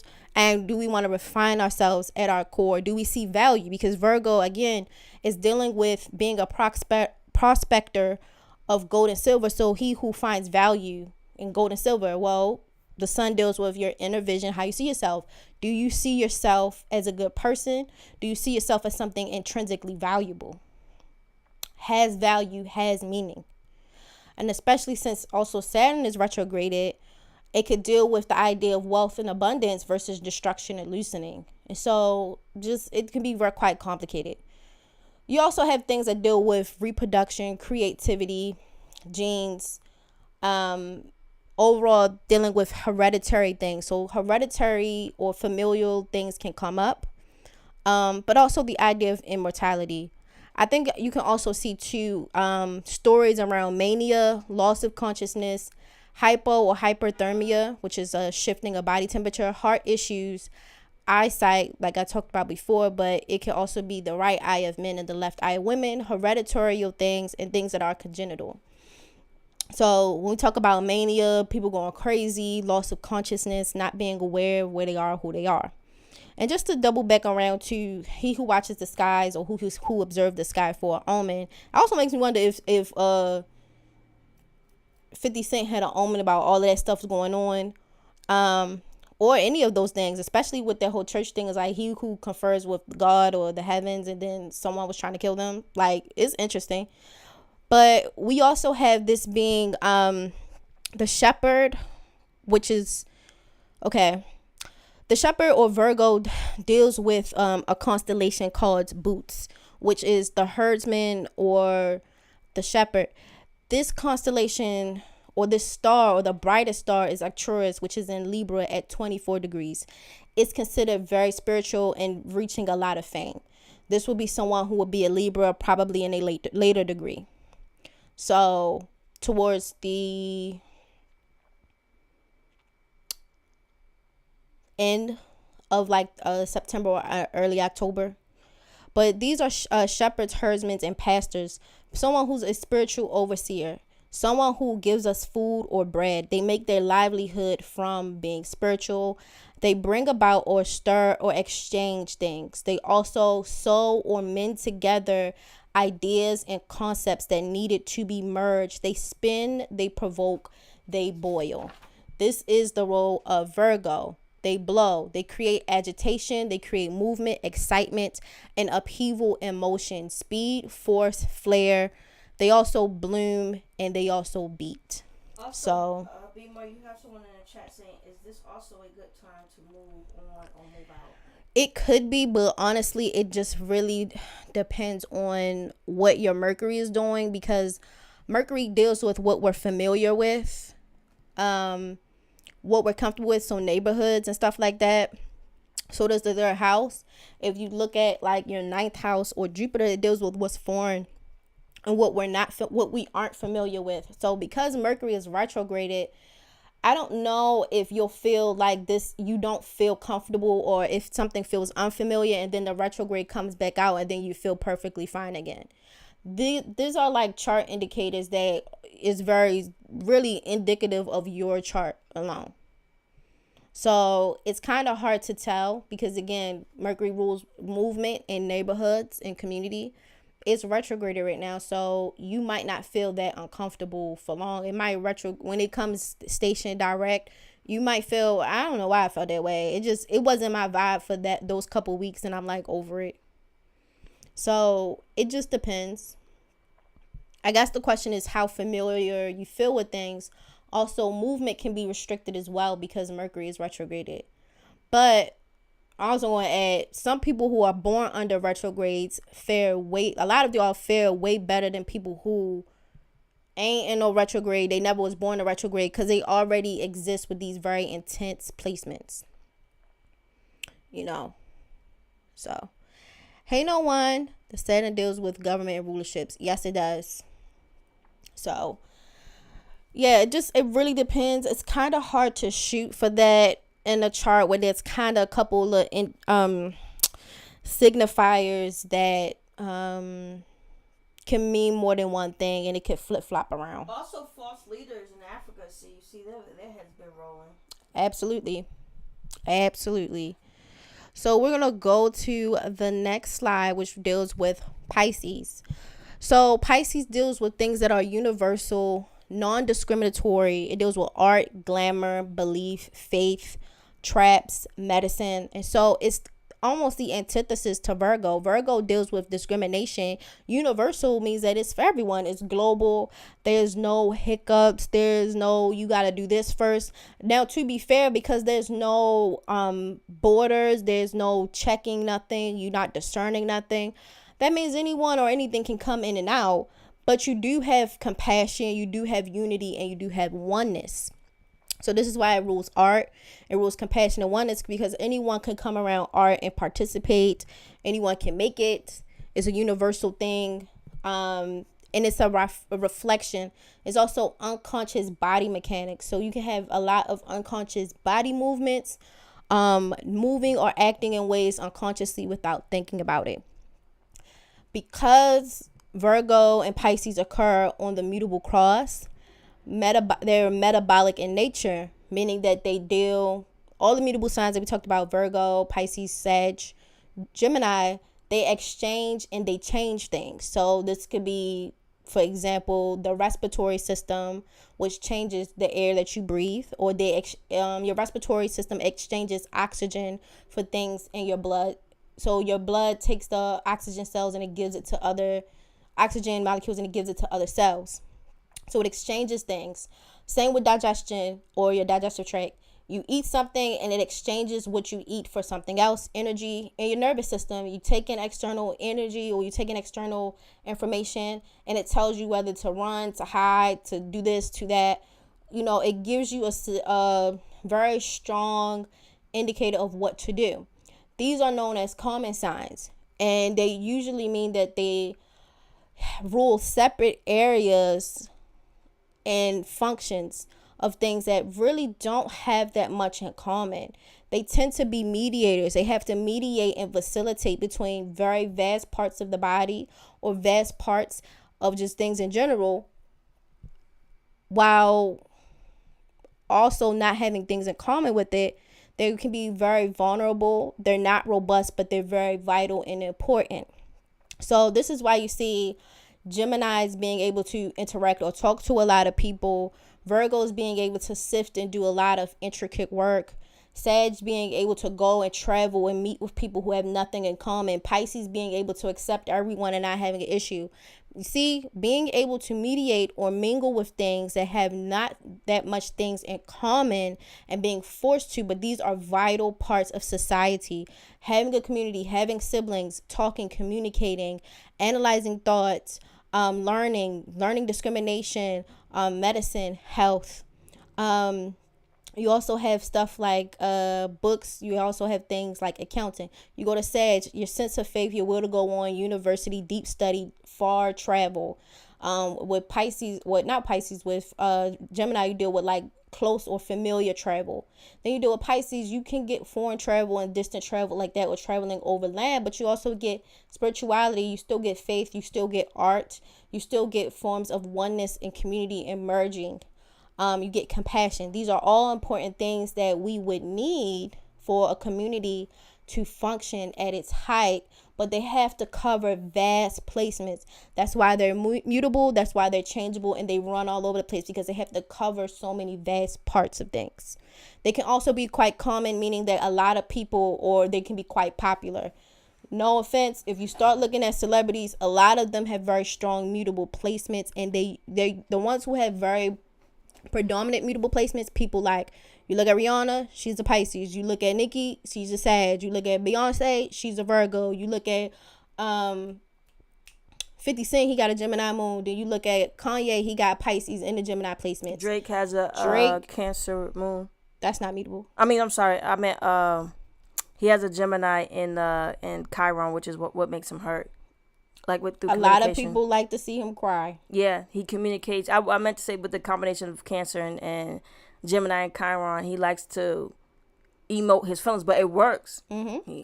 He gets a lot of popularity out of that with the Gemini and Chiron. Yeah, so see that they can be quite popular. People like them. The more mutable, I'm not saying everyone has to be mutable, but notice the more mutable signs people have, the more they like them. Also, can you put your number in there, BMORE, to McAfee to book a reading with BMORE? It's gonna be right here. There we go. The number is 410-705-5305. It's also in the description. But yeah, these are very common and a lot of people like them. They cover a lot of ground. Popular. It just is what it is. It's not saying that no everyone hate cardinals, everyone hate fix. Y'all do different things. Jay-Z got a set placement. No offense, y'all like the R. Kelly. You know, not trying to drag, but it took a long time for y'all to evict him out of somewhere. You know who it didn't take a long time? Chris Brown. And no offense, he's a fixed sign.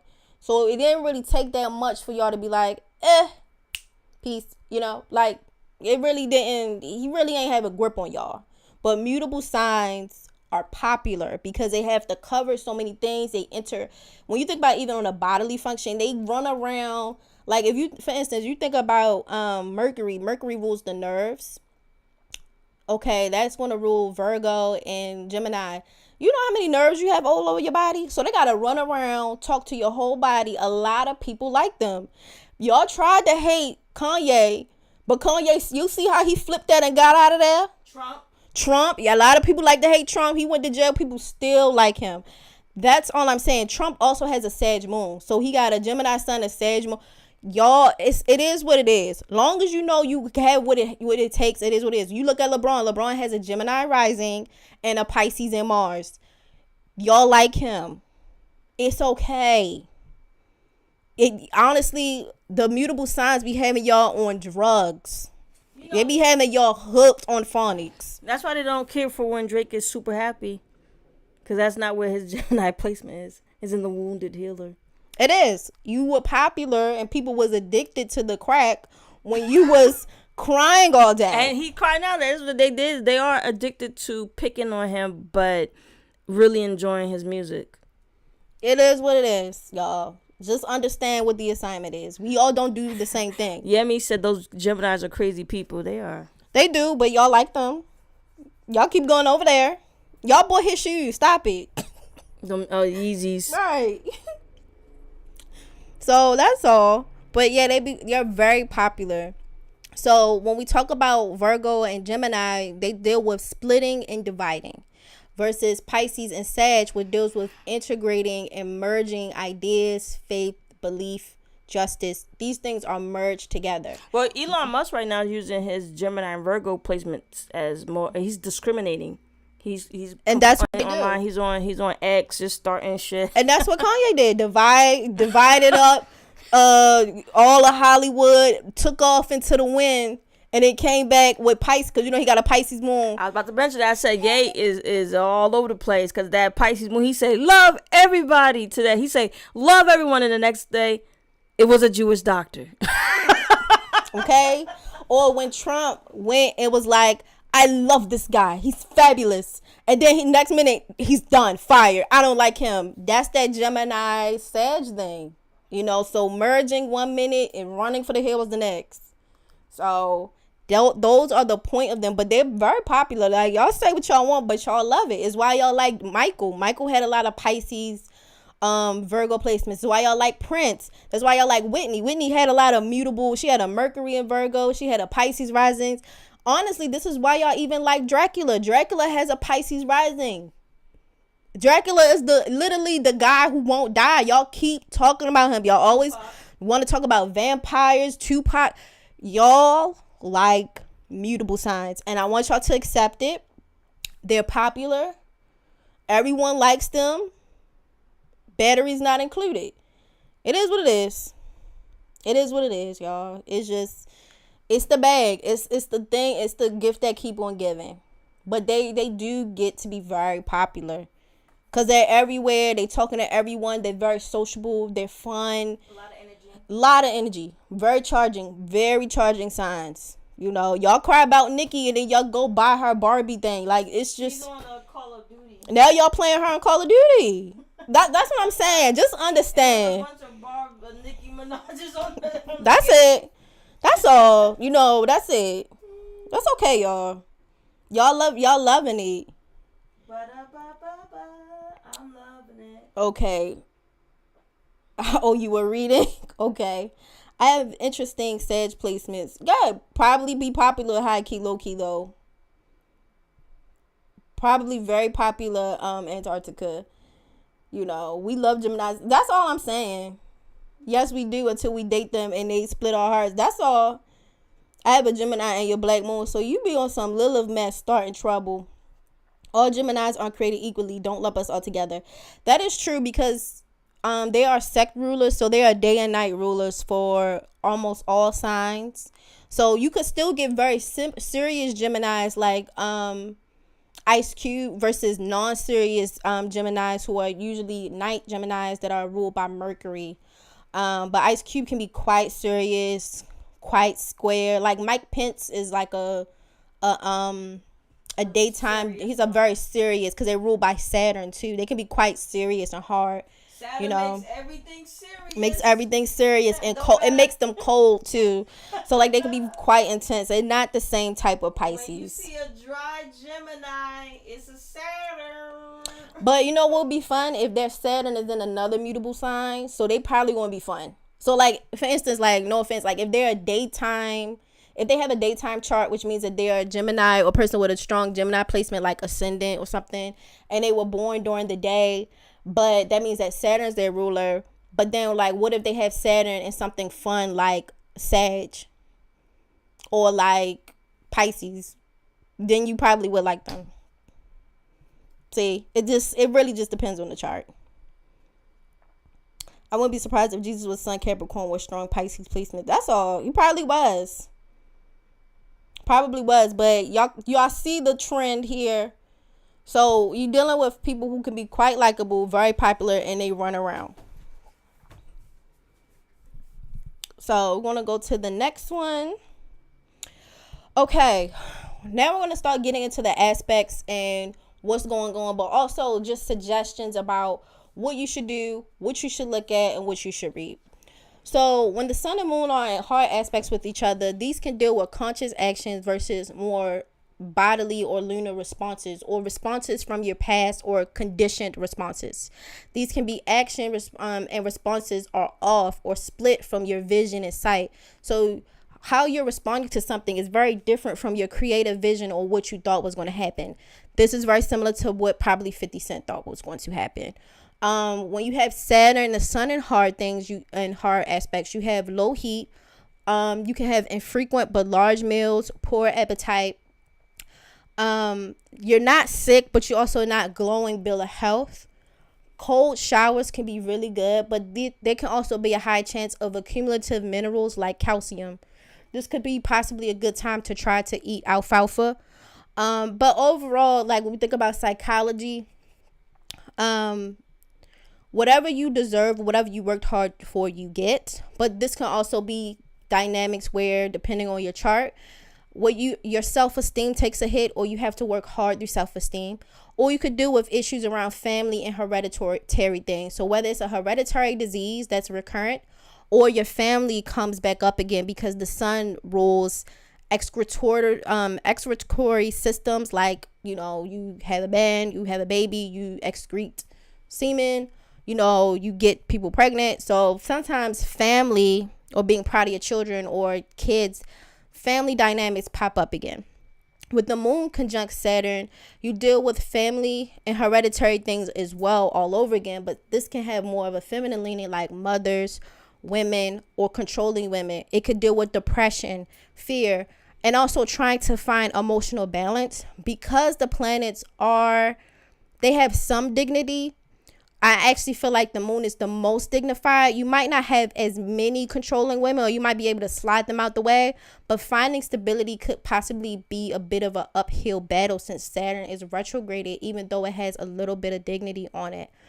You can have slow sensitivities, slow to hearing or slow ears, slow emotional listening, slow delay in eating habits, issues with water, bladder, and water retention. So you could be bloated right now. You can have issues with mucous membranes, which are in the lungs, so respiratory issues. And also this could be issue around puberty for people who have children or they have relatives that are in the puberty phases. But it can also be issues with periods or also memory delays. So you can have a hard time remembering things as well. What I would suggest you to do, I would probably link the video, but there's a video you can watch by Heidi Preby, which she is certified in psychology. Her specialty is attachment theory, but she's doing a video that talks about follow through or fantasy regulation. And so this calls into question, are we regulating emotional disturbances or meet like hard times in our lives with fantasy? Because sometimes people use fantasy to regulate hard times. It's called maladaptive daydreaming. And so do we have goals, or are we having fantasies that we're calling goals, but we're upset when it's met with the real world? So we're upset when it's being met with criticism. We're upset when it's being met with real structural things that we have to put in extra effort for, because if it's fantasy and, now that everyone's feeling lazy and it's not that big of a deal, then maybe we can go back to dreaming. When, don't get me wrong, fantasies are very important for people to have, but are they actual goals or are they actual fantasies? I will link that in the thing as well. But if you look up her name and type in fantasy or whatever, you'll probably see the video. You should watch that. I think another one that is really good is an anime called Bernardu Iwaku, which also translates into Miss Bernard Said.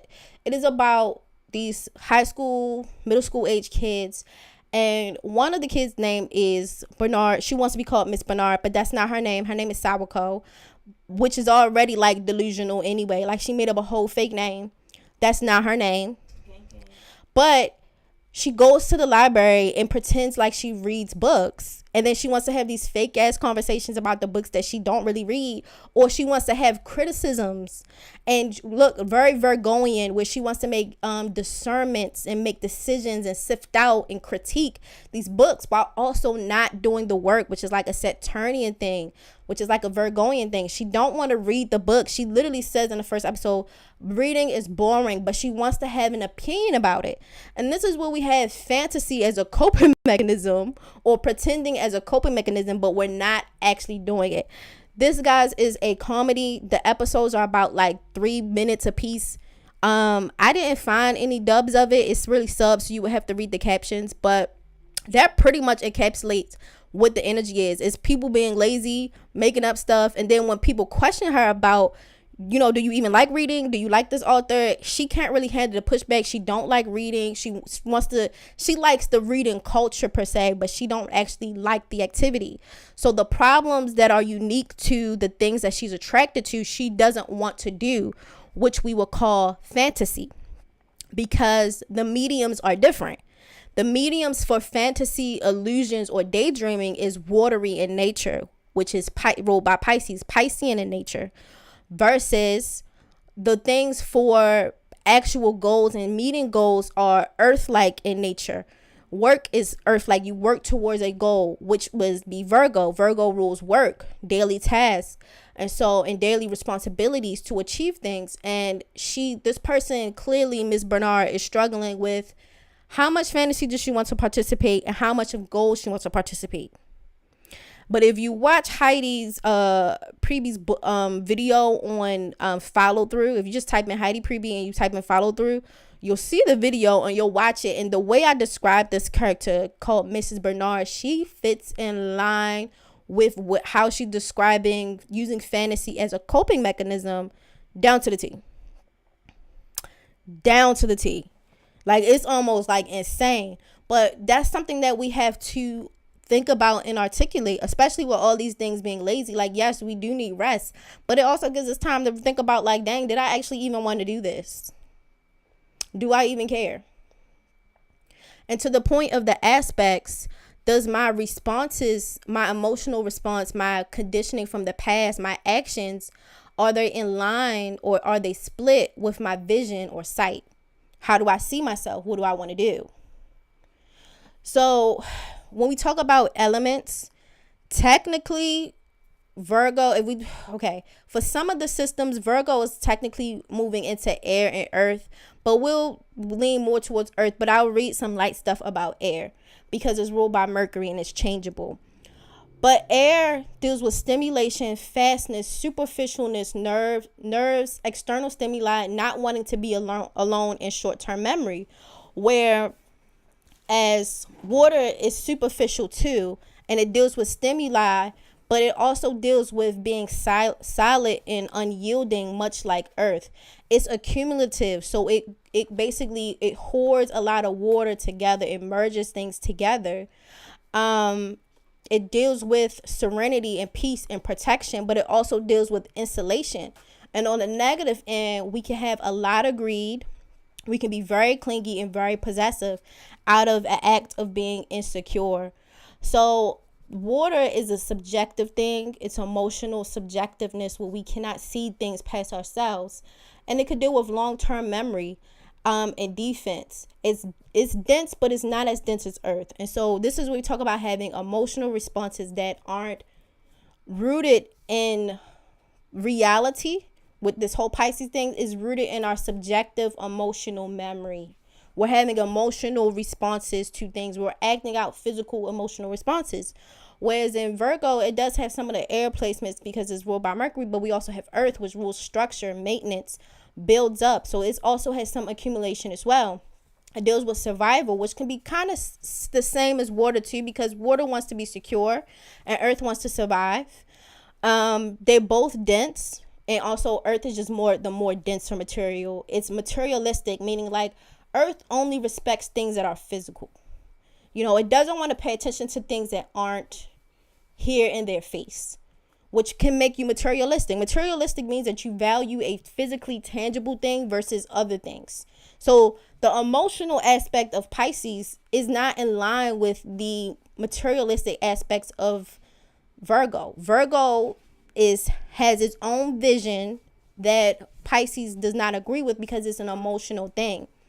It's cautious. It deals with tradition and control and law, and it does not really like new ideas, particularly spiritually new ideas, which is basically like Pisces down to the core. Basically, think about right before the New Testament was created, it was a bunch of Virgos. I'm not saying Virgo sons, but I'm talking about the Virgo energy. Religion, religious dogma. Who is this guy talking about this and that? He is the book of Moses. He's making this new spiritual testimony. And it's interesting. Funny thing is, both signs need each other because over time a spiritual belief becomes a religion. Anyway, so the person who's like, yeah, everyone, this is hoodoo, boo, demonic, boo, bunch of demon evil worshippers. 100 years later, a hoodoo church. By sincere ignorance.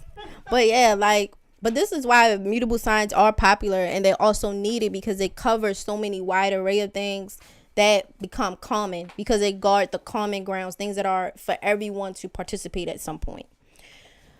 So because of density, when you think density about water and earth, you think about them being compacted, crowded together. There's also an issue where the water and earth, or Virgo and Pisces, are numb.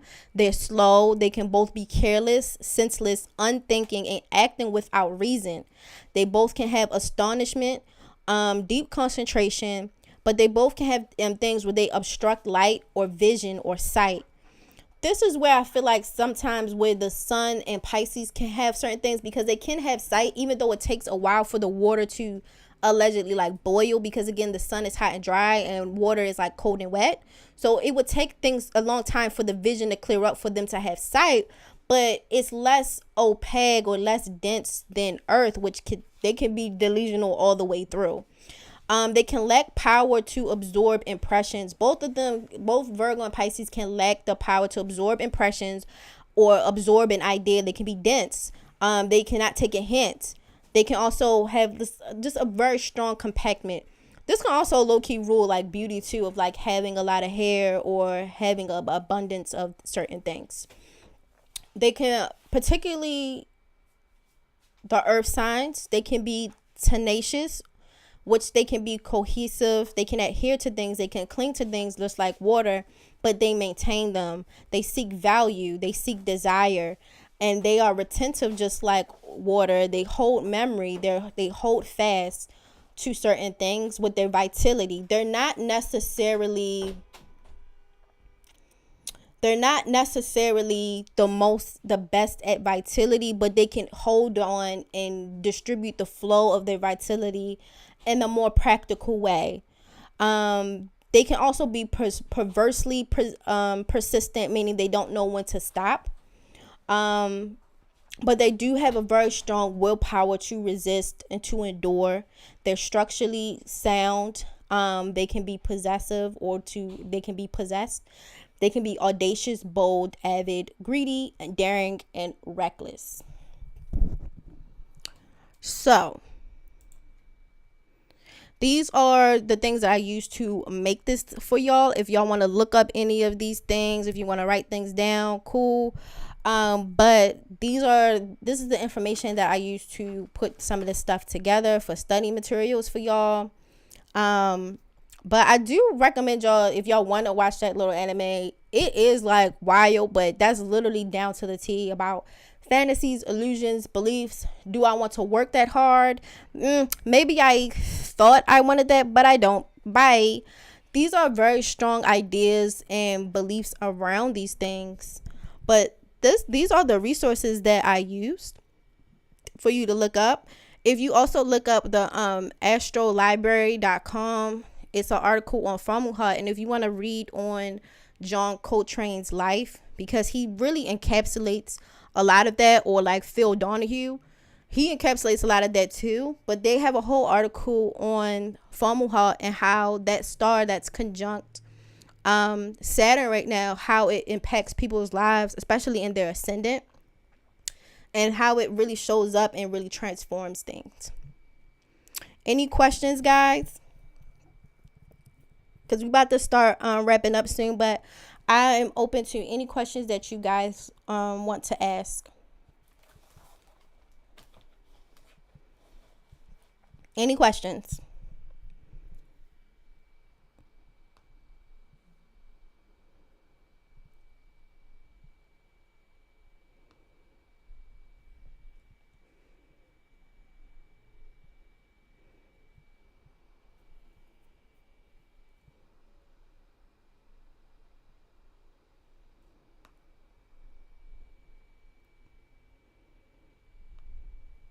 Thank you for the info. You're welcome.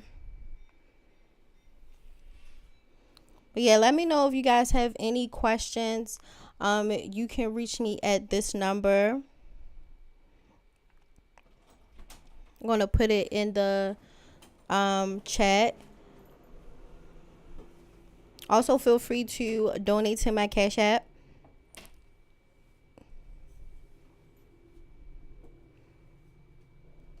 And also join the Patreon, because we're going to put in I'm gonna put in a lot of information, but this whole thing is going to be on this little slide thingy. This is going to be on Patreon, so y'all can go look up all of this information, because this is just a compact version of like the notes that I have about this moon. But yeah, you'll be able to go and look it up. And I'll probably be nice and slide y'all a site that y'all can look up that anime on for free 99. Just a slick one, but listen. Yes, a quick one. Okay. When is the best time to call you? Just call. I mean, not right now, because I'm going to pee right after this. But if you want to call or to book something, just give me maybe about like 30 minutes. Like if you hit me like around 6, then I probably just already went to the bathroom and probably like ate something. But if you want to call me like after the show to ask me something, or you can shoot me a text message, that phone number you can text. So if you just want to shoot me a text, you can. Especially if it's like a basic, simple question. You know, not like you trying to have me read your whole chart for free and be slick. But if it's a basic, simple question, you can. If anyone is having payment issues, or they need a payment plan, or they like, I can pay you this here and that there, just let me know and we'll work out something, but just let me know. I have none at the moment, still processing, mind buffering. Okay. And I want to do a reading, but I don't know the exact time I was born. I only know the date. you can still, will that be a problem? You can still do forms of reading on that, but there's a level of accuracy that it won't be as sharp. There are techniques that people do to do readings for that. Where they can, a lot of times people guess, or they get very close to a window of time. They don't get the exact degree, but they can guess that you probably are a certain rising sign. We can also, a thing that we can use to help is incorporate a little bit of numerology with yours. But BMORE is right. There are people who specialize in finding people's time of birth that don't know theirs. So we'll do some research to see if we can send somebody that has that specification over to you. But if you still would like a specified reading on a particular house of yours or something like that, BMORE can still make that happen. And I mean, I've done it before. The person I did it for, I was off like by one sign. So that person was a Scorpio rising, and I had them as a Sag, which is like right after. So it was literally like just by a window. But again, accuracy is key.